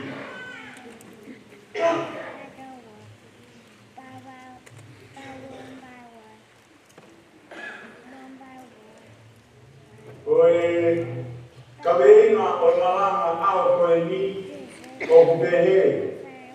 Koe teunga, o seas Tokaikolo i a Kalaisi, koe kolosi. Koe teuma, o seas Tokaikolo i a Kalaisi, koe kolosi. Kawenga poupo, koe kolosi, koe pore ana ia, o e kumouri. Koe kolosi, koe pore ana ia, o e kumouri. E tapu, pea e mana ia hataha, tene tō e huaka Kalaisi, e koe mea he mamai koe ni. Tapu pea tapu. Koe winga ia, o e kaweinga o aho koe ni, e tapu ki hataha, e ne toi tō e kolosi, e koe ai mahina e kolosi ko Kalaisi. Sai ke toha mea, sai ke ave ha mea, ka koala ke toa Kalaisi meihe ha mea, ke pea iatu koe mala ia koe, koe mala ia au.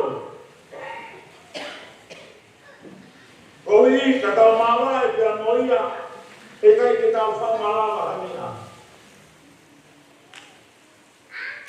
whatana vesi malanga akoni. Karetia, Kaheua, vesi wanoa. Just Tokaikolo ya Kalaisi, Pepoti no mea i Taulau wataha. Taulau. Karetia, Kaheua, vesi wanoa. E kua tutuki au kia tolosi ko Kalaisi. Te koe mo uyo ko whai, mo kai ki koa. Ka koe mo uyo whai ke Kalaisi e mea. Iyo, koe mo uyo ko whai ke mihe kakano. Koe mo ui ke tui. Koe tui ke aro koe koa. Ae nani koa ki te rila ke te tia. Koe tui koa. Wa te tangi lai ki e iti. Kare tia wa he ua. Yesu anoa. Taula mo rakorindo wa ewa Yesua. Taula rakorindo wa ewa Yesua. Amea ke ilo lo na o sisu Kalaisi. Kana moia kono Kalaisi kai.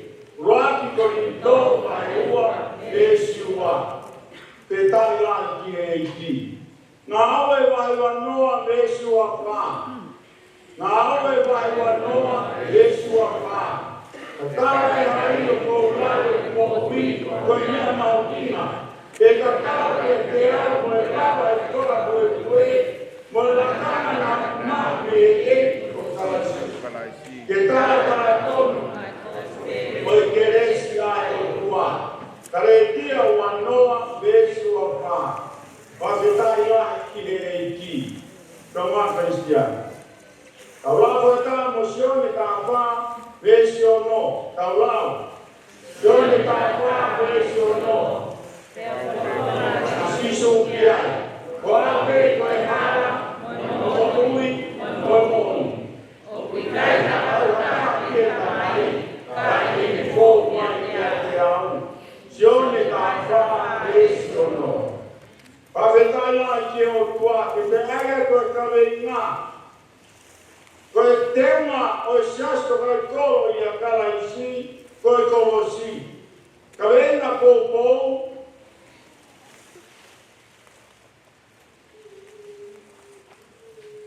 Kawe inga pou, koe kolosi, koe pore anaia, koe mo ui.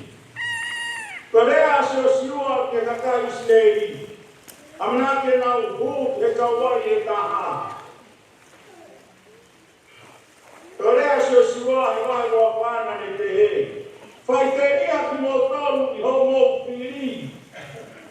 Ka koa mo hoku whare te mau tauni ki a Sihova. Whai te ria tonga. Whai te ria a whanua. Whai te ria e whamiri, whai te ria mai siasi.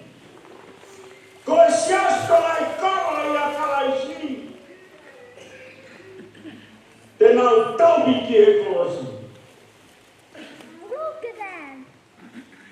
They're small. Kua osi tae e mea koe toa pēna i keke puke ki a mea.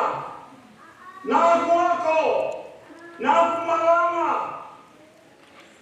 I tonga, i mori, he te tōko tāpe. Osi, whai te riha, whanonga mamani e korokola. Ka koe kolosi, hei kai te tō, pēr kei pipiki ai pē, o tangata pē tangata. E riu e tau tangata, e whiriu ake mamani koe ni. Ka koe sias Tokaikolo i a Kalaisi. Whai pipiki ki a Tokaikolo. O whai pipiki ki a Liufau. Koe sias Tokaikolo. Koe uho. Koe mea pipiki ki ai. Nai tā whai maingo ki ai. Taha peko Kalaisi.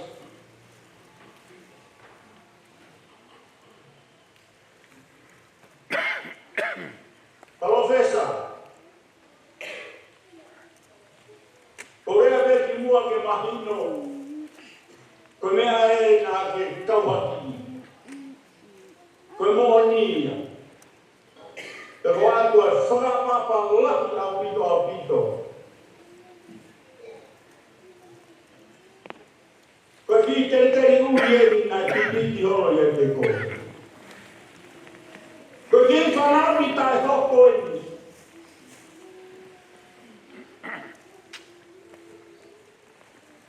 Taku pia mo koe. Ko tu ke whamoni. Ai mea koe na ke kawati. Te mone rea aloma mai wapu esto ni ma. Ko hai toha taha. Tene mo tohi ki tau tau me he opa Kalaisi. Mamai whenga taha. Tape tu tamaki ele taha. Kai ke lava pe toi lava ata I mamani. Te mo tohi ai mea koe ia. Ai foi ubo koe ia. Na kau aki me he parofita. Uru aki. Ki hono wa. Pea ke kau aki ai peia. E tau tangata. Pea moesi asi. Te moata pei mamani. Asiasko Kristiani. A família na wofa ki a Kalaisi. A mea koe. Na ke kau aki I.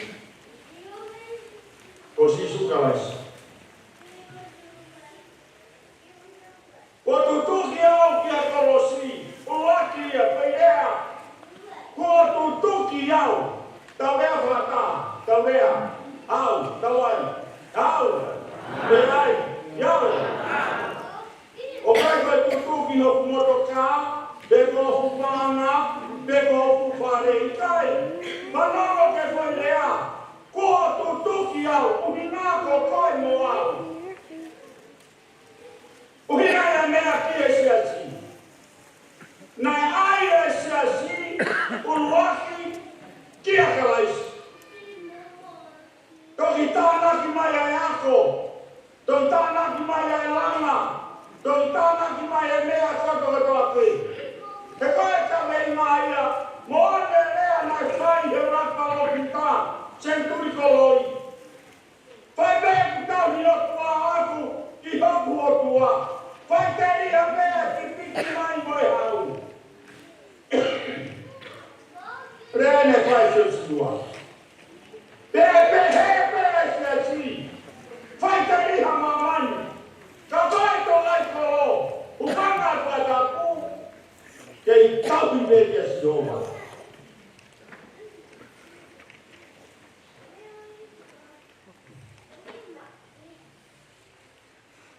Kalau manusia maya tangata, kaya manusia tangata, foi mata itohi, rota tunga, teka kau mea, upana pada pu, ki hatui, ke malalo taha, kaya kaya manusia taha, kaya manusia tamai same laki, akinau tahu kaya masomau, pipiki dia Kalaisi. Tokaikolo. Kaya kita bimbing di Kalaisi siasi pala pun. Hala kami ada. Kau melau kau tahate. Kalaisi. Lewe na fai Liufau. Te whanonga tu koe ai kau alu koe ki kau alu alofa. Toi matangi, one rea ia te kau paike kau munau tolu. Nau tolu pe, nau tari a Kalaisi, e kai nau tui ai mea kakau. Nau tolu pe, au nau tari a Kalaisi, e kai nau tui e mea kakau. Nau tolu pe, kai ke nau tari a Kalaisi, tui e mea kakao e kene merembo, e kai koe e ana.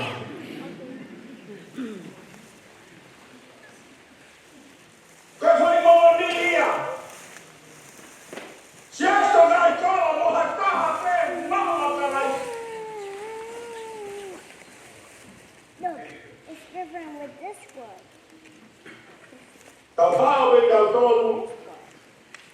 Ko hui me te fito he mea mahuina ka haka ngā kristiani. Tau e me whāo fulu. Whanga whatapu. Ane beha ki te uri. Ye se vani. E ko nana o tauni ki ai, te o pipiki ki ai, te o ai e te maroe nane ai, o kai koria. Hae vero wharea o ngā maranga ki mua. Ka pau te tau whanonga atu, te ai a taimi ko pehe e he Palesiteni, ma koe tāpe he sia si maunga, tā mai o kukai mafuri ai whora, te ai ha mea kehe ke tāna. Ko mea ia, te mawahe ai te mesiasi. Ko ina ia ki te uri, he koe mea nai te whito mo pipiki ki ai, mo ani ki ai, ai sewani ki, taha me koe kolosi. Ai maui whaingata ia. Ai maui masiwa. Ai maui taranga fua ki hea tua. Ai maui tuku hana lato. I kai ko ia, ka koe mea ko ia, nā ne tewa aki koe kolosi.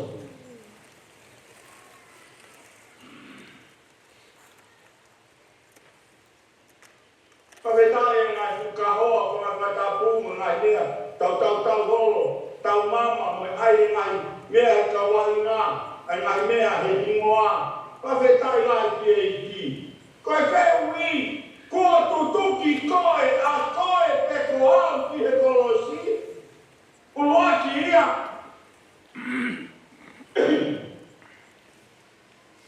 Ko mea e o tala he besi, ma nako ko ia, te mele ene tupu hakea, ma tiwa e ono vesto sohu. Te mou fua kumi, ki hana kure anga mo ene maani o ni. Te toki ai mai e ngā mea kotoa te tānaki mai. Kai ke te lawa ia e ha mea ke pipiki mai. Ke piki mai e whaingata a, ke piki mai e masiwa, ke piki mai e moi tukulalo, moi moi tanga pua, kam teki ke tutuki ki tau talu ki he kolosi. O ina tau mai a mai mea koia, o kuhanga he kolosi o teke e mamai, o teke e whaingata ia. Lava mehe mea taha koe kolosi. Koe ina ia e le mori, koe kolosi koe te maia. Ka whanau dau tolu ngai pio Kalaisi. Ka whanau dau tolu ngai mea nai whai i se wani. Koe whetai mai ki he i ki. Koe whe ule a koe ni, whe koe moau. Ko tutuki ki tawa ki e kolosi, ko ta fofua kumi ki ono pureanga, ko kai ki te lau e ka maui, ko mea mauina.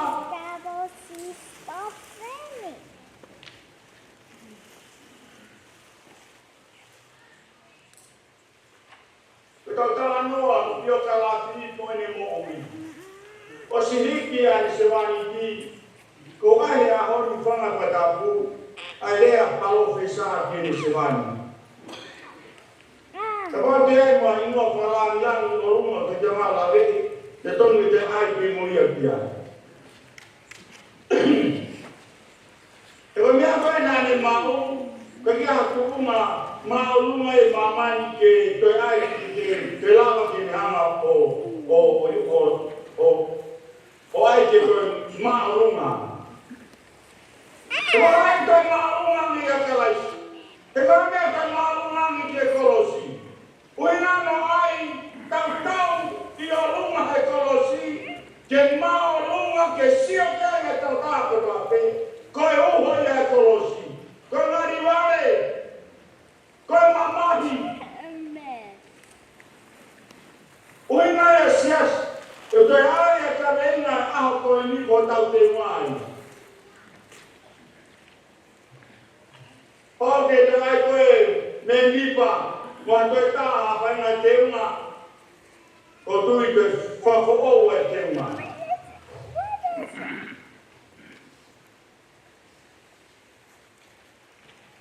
Koe kawe i ngai, koe neo tau mui mui e tau ngā Kristiana. Osto tuki au ki he Kolosi mo Kalaisi ka mai eo. Te koe mo ui o kuwhai, o kui kai ke i ko au. Ka whai e Kalaisi.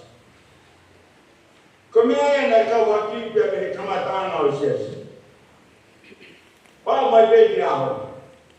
Ko e tau mo ui, kai ke i whai ke tau tōru. Kai tau toi whai ha mea mo tau kore ai. Kai toi whai ha mea mo tau biki sia i ai. Koe tau whai, ko ui ko Kalaisi, ko te te tau tō. Te la pau ko ia, ka tau e pe koe haha mea o tau whai. I whare, i tua, i Australia, i Amerika, i Tonga, i New Zealand, i Hawaii, i Hawaii.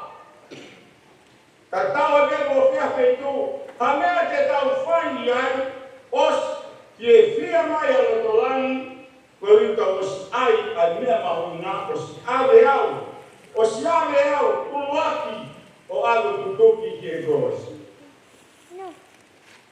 Au whakanoa koe a wha, mea wha eiki wholoa, ne hoko, wheitu.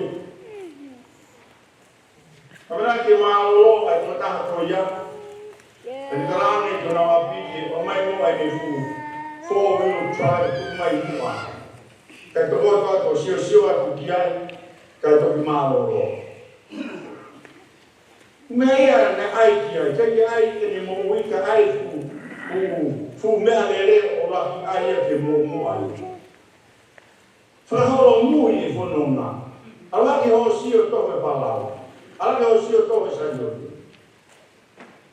Ko koe mo au ke fōpua tutuki ke Kolosi. Ko mea e te tānoa e mēnei, ne tala koe i ki tonga. Ka hōwha ngahi whakau me mea kotoa te. Kope mua ai pe Kolosi.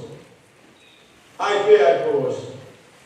Ai pe Kolosi. Kawa mua ai pe Kolosi. Lea aki ai Kolosi. Mo ui aki ai Kolosi. Ka whakipika au tō me Tokaikolo ko te tariraki ei. Koe hae uho i Tokaikolo. Koe Kolosi.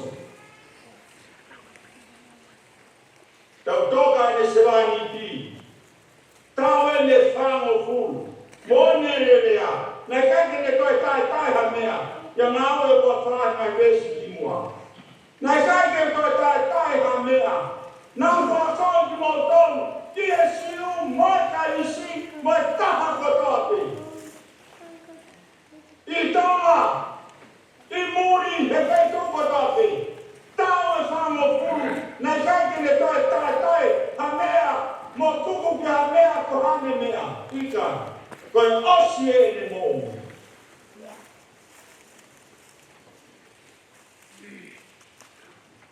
Koe ui koe ha. Koe mo ui mos tutuki ki e Kolosi mo Kalaisi. Karea koe whai ho tau loto. Koe tutuki tau tolu ki e Kolosi, koe te whai ko tau loto.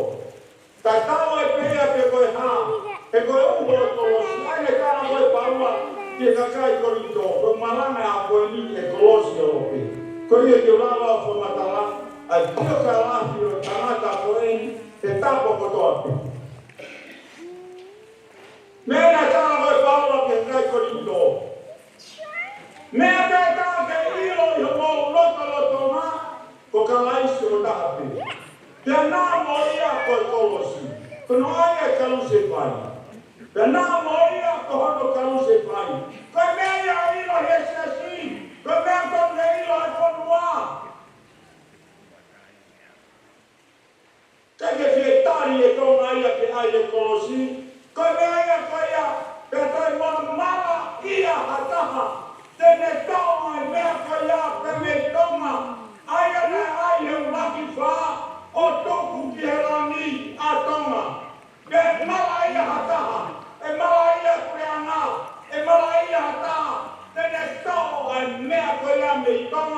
ai tonga koia nai tuku ki langi. E mala ia ai honua. Mo ilo ke monu ia pea tonga ia, pe nea koe kureanga, ko wina i tuku ki e langi. Kuina kia Kalaisi. A te hake maa koe na toka te ine, e koe mea nai pala koe koe karetia. Ko te toi ua e koe karetia, e whakau kau, ai pika kaia mo toka te ine whahea tu, o mo ui ai tamatahe kau i lao. Kau i kai, pena te whamanate apostolo ke teina o tolu, koe mo ui ai tamatahe, mo ui he tui kia Kalaisi.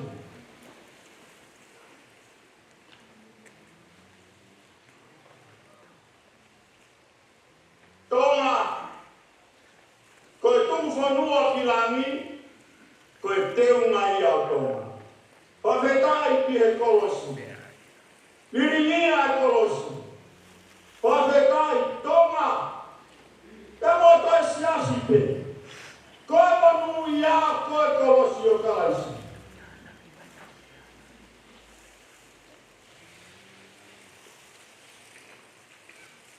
Ko tau pore anai. A whetai lai ki ei. Mone ai ha kawe inga. Fisi mua. Mo e muho e wholofola. Kawa Kristian. Mea peta. E whai ki ai e turi mo tā fua kononga. Tā pe koe Kolosite. Pena whaia Maria e tola. Ka whaina fie Maria e tola. Ka whaina tola e ke mau pia whaina lele. Wa ngai whaina mea he mooni mo whai mo kua. Ka whai oa tola sidi e koe whamanaku aku. Koe mo ui kalu se whai. Tā koe a u rako ni tō oa. Koe mo ui kalu se whai. Koe tala no fua. Koe haa e whekau kua mai. Koe haa tutuni whahoko mai. Koe haa mea tala mai ke tau whai. Koe mea ai. A mena wawe kia i tau malanga ngai aho koe. A mo mea e ua koe ia pu he koe nisu utone a sese. Koe ua ki tari ai mea o aho. Ono ua koe mo ui whakotui a kau. Kono ai mahi no ia, koe Kolosi a whaikia ia kore. Koe uhori a Kolosi ka aina. Ma koe tāpe whanonga mai. Nea ma whakareina kesi a si, ha tāpe i mā mai. Tene maua koe mo oni koe ia, koe mo ui, tari a mea e aho, koe Kolosi ia. Ka tau hane ke hako tui a kau. Koe kia tau loto. Koe kia tau whakatau kau. Koe kia me ke tau whai. Tuane me ke tau taha. O mune tau mai e potui a kau mo teiku. Riho mai e potui a kau. Tuane me ke ni aka holo. Kia potui a kau taha ke mamahi o aka. Kia mea utari e ngā ho. O tala mai, a mea koe pa te tātu, whahela mea te tu whai. Ostu toki ke Kolosia e mohui.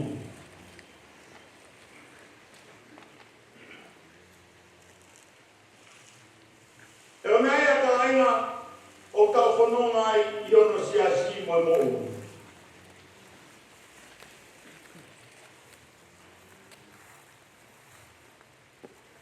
Take Nusila, botoki whakawau e totore totone, Malangai a toi o matu hau e tahe Malangai.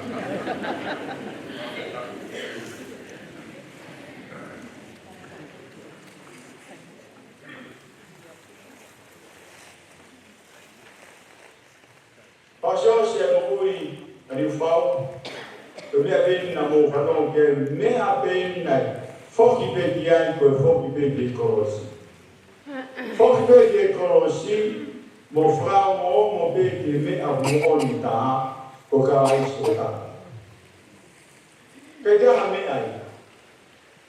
A be o lau. Toro ahi ia. Taimi whao se osi pe e. Koe whoki ni te 4-wheel drive o si o ki ai. Ta te maroro. Koe talangi ange te pamke koe hange o toi ai. Koe wike whafofua te whanau. Nai ta whaaki pe e. Isai. Tangata na ke pore hanongongo. Te ke nea whainga mea. Nai te hui te milana maari e taimi koia. Ka matanga si poti e whawhare. Ai moa ngā hingoa. Ai ngā hingoa. Te whahingoa ke ngā whare. Hai ngoa kau tangata te ai ngoa Liufau. Te ai ngoa Senturi. Te whanga pataku. Ika. Te iaha mea ia. Ai be ngā hingoa koe o Liufau mo oni e whoro.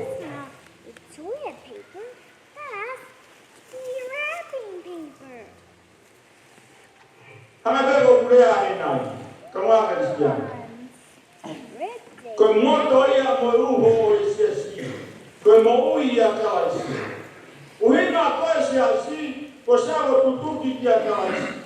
Te mala ia hatatene koe kalamai ke toa Kalaisi. Hana te ko university. E tō lauke a kau poto o fuhi whailonga. Te nau kalamai ke toa a Kalaisi me mo university.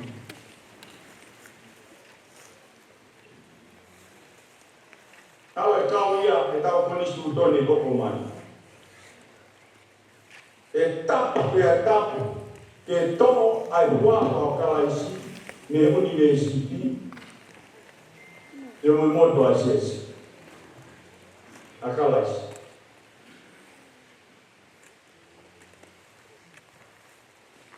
Ko wiko e ha. E ko mea tala e pofola. Koe uhina ia mea nae mate hela ia ia waka o kita. Ka moene se wani pi. Koe uhi, koe wholopola. E ko mene whaiaki e manawa. Koe mene whaiaki a ako. Koe mene whai e talaki a ki i mamani. E kai me te talaki hati moa wataha. Koe tala pea mea e wholopola ko Kalaisi. E ko mea peia e au hai a siesi. Ko tau talai. E ko e uhoi e tohu nā ui. A tau mai a ngā ua wapu e swalu. Ka te mō mau peha mā lohi o ka hifo e lau maari e maarioni. E te mō hoko koe kawha mooni. O kai Jerusalema pe, Siutea, Samaria, peki mamani katoa. Koe uho ia e wholopola. E o mea ia, whawheta, e hutau koe ni e whango pu maua, te whito pe e wholopola. Koe nai mea ko lawe ki ai. Te kai ke toi miu ia. Koe hata mea tala wholopola, koe Kalaisi koe uru ia si asi, e kei uru ai pea Kalaisi. Tamai o Kalaisi koia, ai vaine mō nia, e tau pipiki ki ai koe mahi maa, e tau kei maa afi. E tau kei pipiki pe ki a Kalaisi. Ka tau e peto e haa, ratanga e hoko mai. E la vai a mo i tuna e kakai, ai a o ta mai, e whakafonu ki nau tō, ake lau maari maanu. Kei te lava ia e hataha ia no iwi. Mohane lava mea, mohane koloa, mohane koto, ikai. E lava peia kauna Kristiani, ia te nau tō, mōni perea e whai e paula. Tala e hai, ko koe lau e mō ui koe mea mahuni. Ano? I lona ataa ko tutuki ke kolosi, peke koe lau e mō ui koe mea mahuinga. Pea te ki he, pea te tau, pea te tu, pea te lere. Kake te lau e mō ui koe mea mahuinga. Roi taimi ko ku ui e tau, ki he, sotia, pea te lau, au, trake mō mua harai ne, mō mua.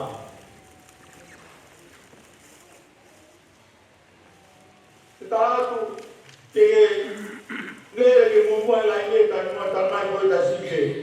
Wa tu yo wa ai fa ta ku mu ki wa kai ni ke la wa le. Le!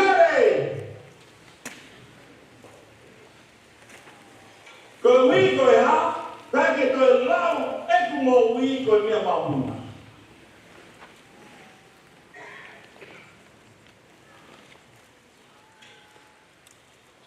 Meia que dá o fai. Meia não é fai, que não se vai. Que meia não é a coisa, não vai no pino que é dá o todo. Tawai leo dá o tema. Oi, tu é que uma moni. O que é que uma. Tu a que a mim malo tu é que uma pulajoa. Ai é que uma o colosivo cara, também é apóstolo.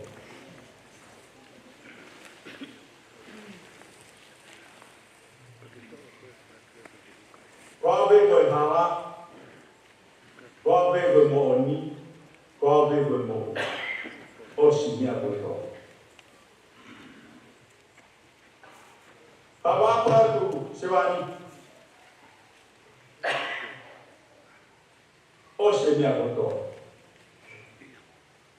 O senhor está pelo e aquela história está e quando ia ver ela na que foi porque eu estou falando que muito lá e cacai não vem na tana que cacai mo ai hamea com a autonomia e vai que é que pito a minha pois se assim Como se vai mentir? Algo bem que Kalaisi. O Kalaisi tem errado. Todo vai dar o fononga. Mama ni coi ni fere ai hala, tamai punake. Como fulu ho hala, pede ilo pede alu ni fere. Pede ai Kalaisi pede ilo pede tape ai hala pede alu ai. Ne amo mata. Te mai ai ni amo ya hala. Tau ilo be a Kalaisi, ko ia ko taha be a ha.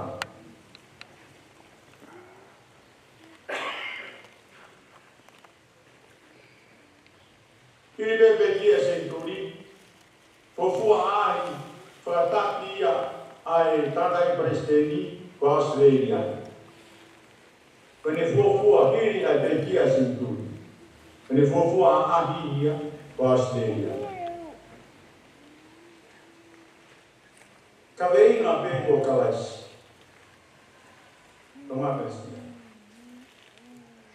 Pete hau ia kalmai ko ia taki ko ia. Hau ia ko Kalaisi. Ai pe ko i moku. Ha malai pe ko i prao mo ni ko tu tuki. E ka tuki ia prao to nu kama Palestina ko me mo ni. Ta fera to ke ta tuki ora ai ko i prao. E pico e a arte venga no quanto ton tu che me fa moni dai per to che dico Kalaisi se capè si dà di lo toccatalo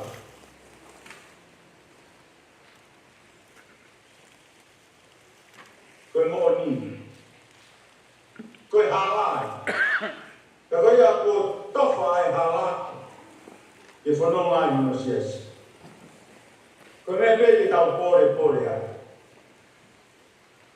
Meafkeiki dau pore a.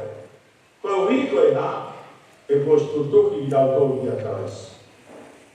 Tau silo e hala ko Kalaisi. Tau silo e mo ni ko Kalaisi.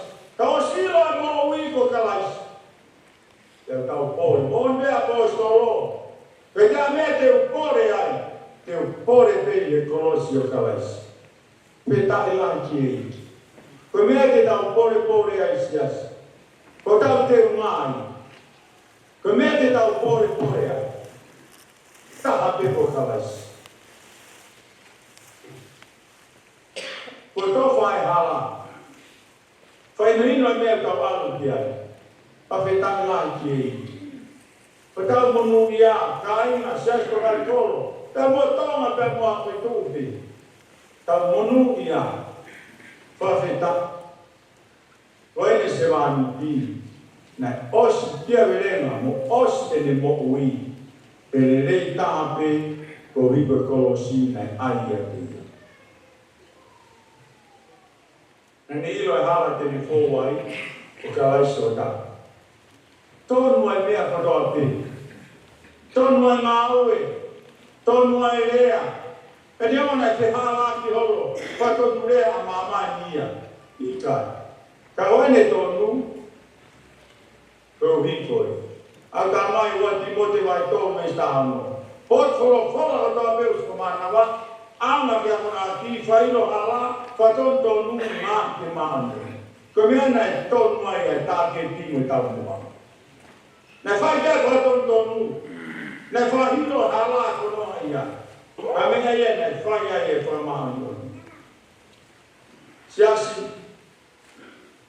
Ko mea ia te tau waka ki ai. Te alak mai mo tau te unga.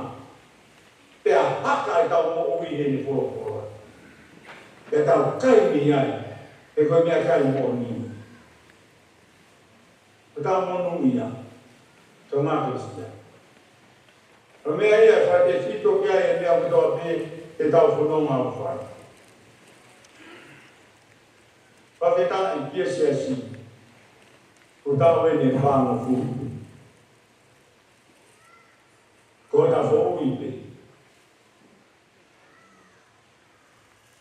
Hiki te niki o whai te wa.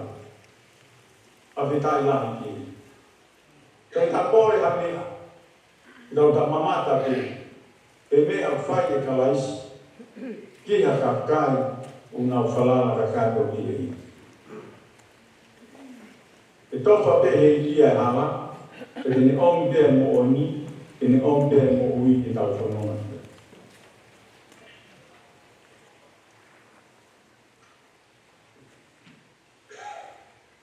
Māla ia a taha e māwai mo ui. O ne rea whai e si o sua e ki lawa te māwai. Tau e peke e te ia e mea reo toa. Koe pōre e tau tō siasi. Neo ke whea te e tau bia, a toi whanua mua sias, ka kokoe mua, i tau biki e kolosi, ko Kalaisi. Whakoloa, e neo e whainga taa, whanonga anga i taini. Neo e haki mo hiki, wone e nima noa waru. Au heko koe i kia te rea, haki mo ngā hifo, ka tau e peke koe. I tau ki whanonga taa. E tau tāri ka katoa i kolosi. A hono mamai. Koe matai kolo aia ki mo ui e Kristiani. Koe matai kolo aia ki whanonga i sias Tokaikolo. Koe mea ki tau pore ai. Ia rewa mea tau whai. Pa vita o hake peke pore peke a Kalaisi. Koe ia pitaha ai mea mōni ka. Koe tala ia sisu.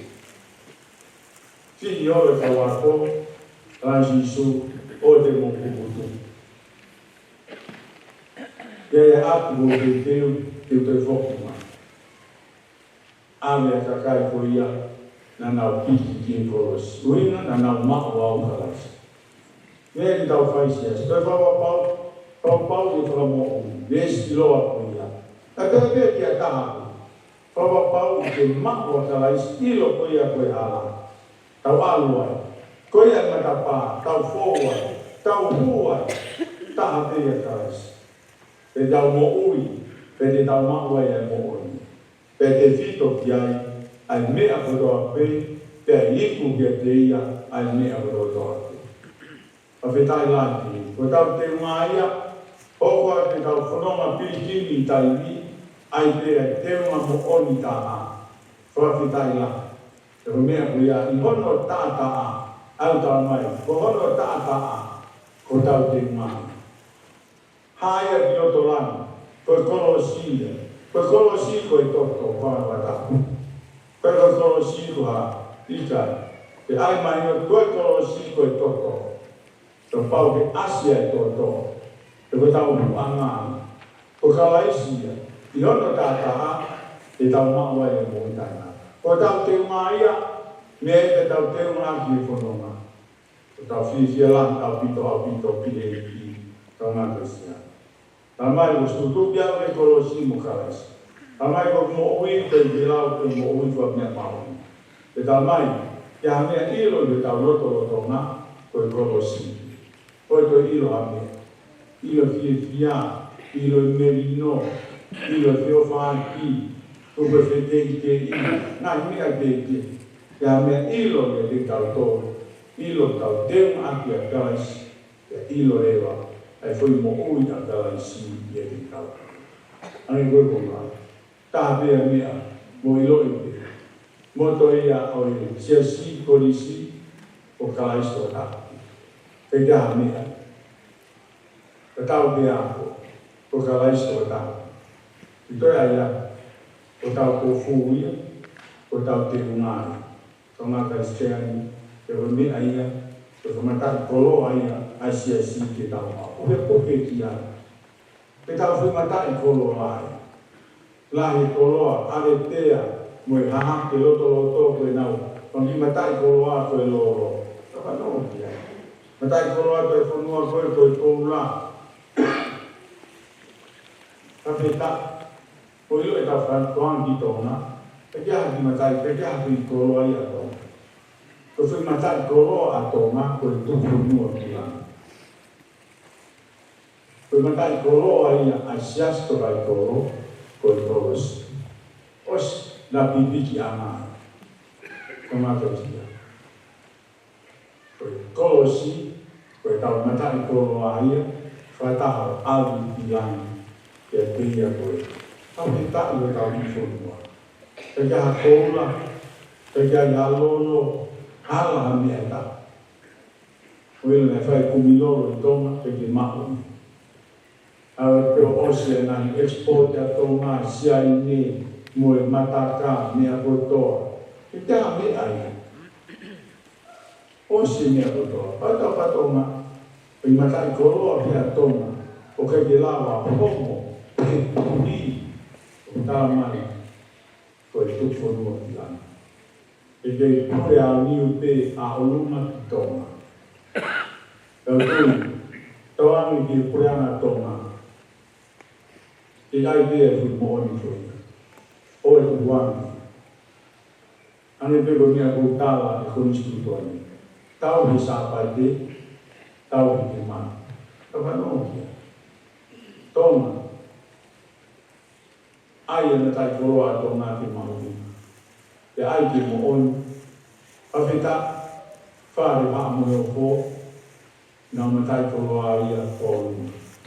Ka whambe ke whare ni amo whonua, i matai koroa a tōna. Peke kore poto, peke kore ngā mea whakaukau i reia whonua, i peke tau matai koroa. Taha pe koe whorofora, taha pe o Kalaisi mo na Kolosi. Pea pinge ki tau kore a sia Tokaikolo a Kalaisi. Taha pe, tau ki matai koroa, pea tau paanga, tau ilo peo tau pochi a si, hala ha mea. Kaya mea ta, koe tau matai koloa pe me fitu alu ki he ua ate, koe tau matai koloa pe koe whorofora. Ano ke toi ai ate, koe tau matai koloa pe ia, e hoko ate tau hoko. Kei tau toi pipi tau toku, ika, koe tau matai koloa pe, koe tau te unga pe, koe mea peti tau mo ui ate, taha pe koe Kolosi a Kalaisi. Tau te ti whai tāpu tina tau tōna. O hoko te tau whono ngā. Mo ruku whai i taha pe mea ki tau piki ki ai. Tau mea peti tau pore ai. A mea nai pore ai e no se wani ti taha pe ko Kalaisi. Ia pe mea ki tau pore ai tau whono ngā. Taha pe ko Kalaisi mo no Kolosi. Te tāpu tina te tau tōna. O hoko te tau whono. Pirikini whai i mo ui. O se aka tō tutoki e Kolosi, pei te lai tau mo ui ni dunia mawinga, tau ilo e hala mo o ni mo ui, o se mea. O mea koe ilo te tau roto. A me koe mea koe tau siki tātu, mea koe step, ia i koe mea ai tau mai, koe command tuto, koe whekau ke whai, koe tukuni ke whai. Siasi ko tau command tutu ke fa. Ko Kolosi. Ko foi tutu. Ana la ka Paula ko. Irai ko ni. Ya me te tutu ni ke tilo no mo to to. Ko tutu ni. Ko me te tau to si tau ko. Ko foi tutu ni. Ilo ni lo to to na siasi. Ia ke ko mo ai mo ultra lo fai. O sisu Kalaisi. Kita mungkin nak berfola, berfola kita penomor. Amen.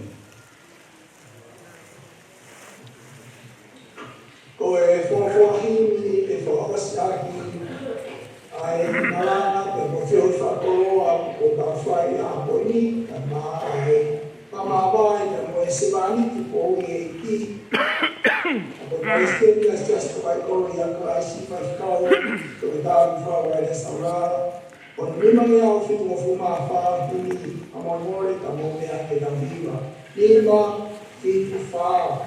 Hana ia e kakai, kofu, kile hana, e a lofi o lami, lofi e a whio ana, si tata ana ia mate ake o e ki, kono kauna mama ia, koe kuki mo whini.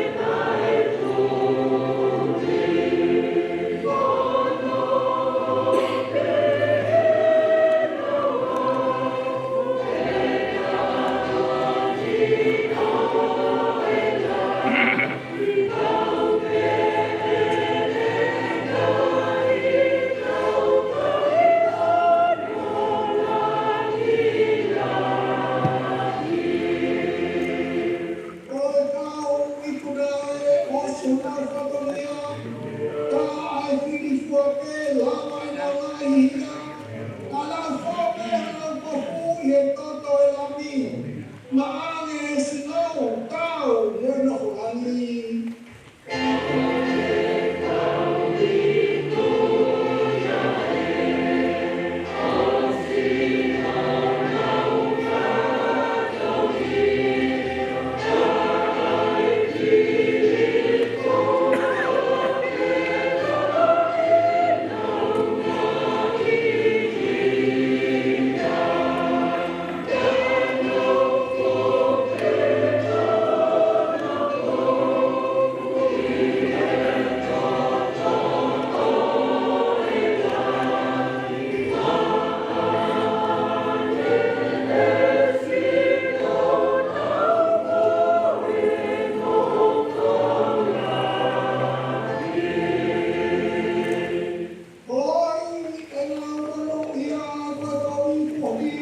Now,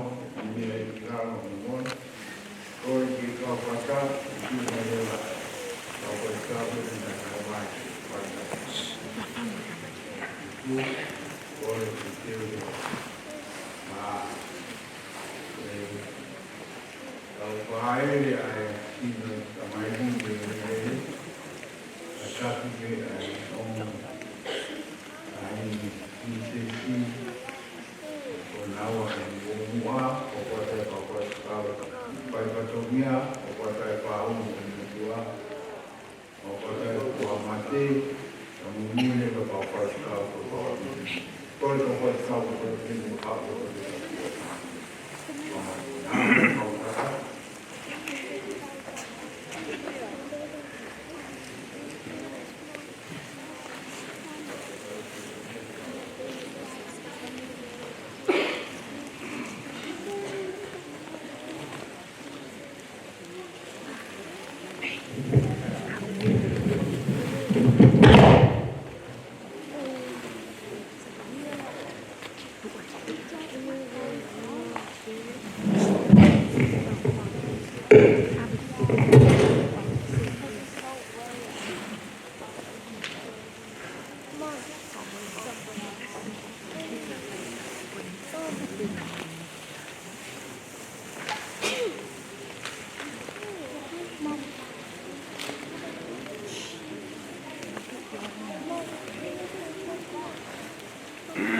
Naite, mau ku tak nak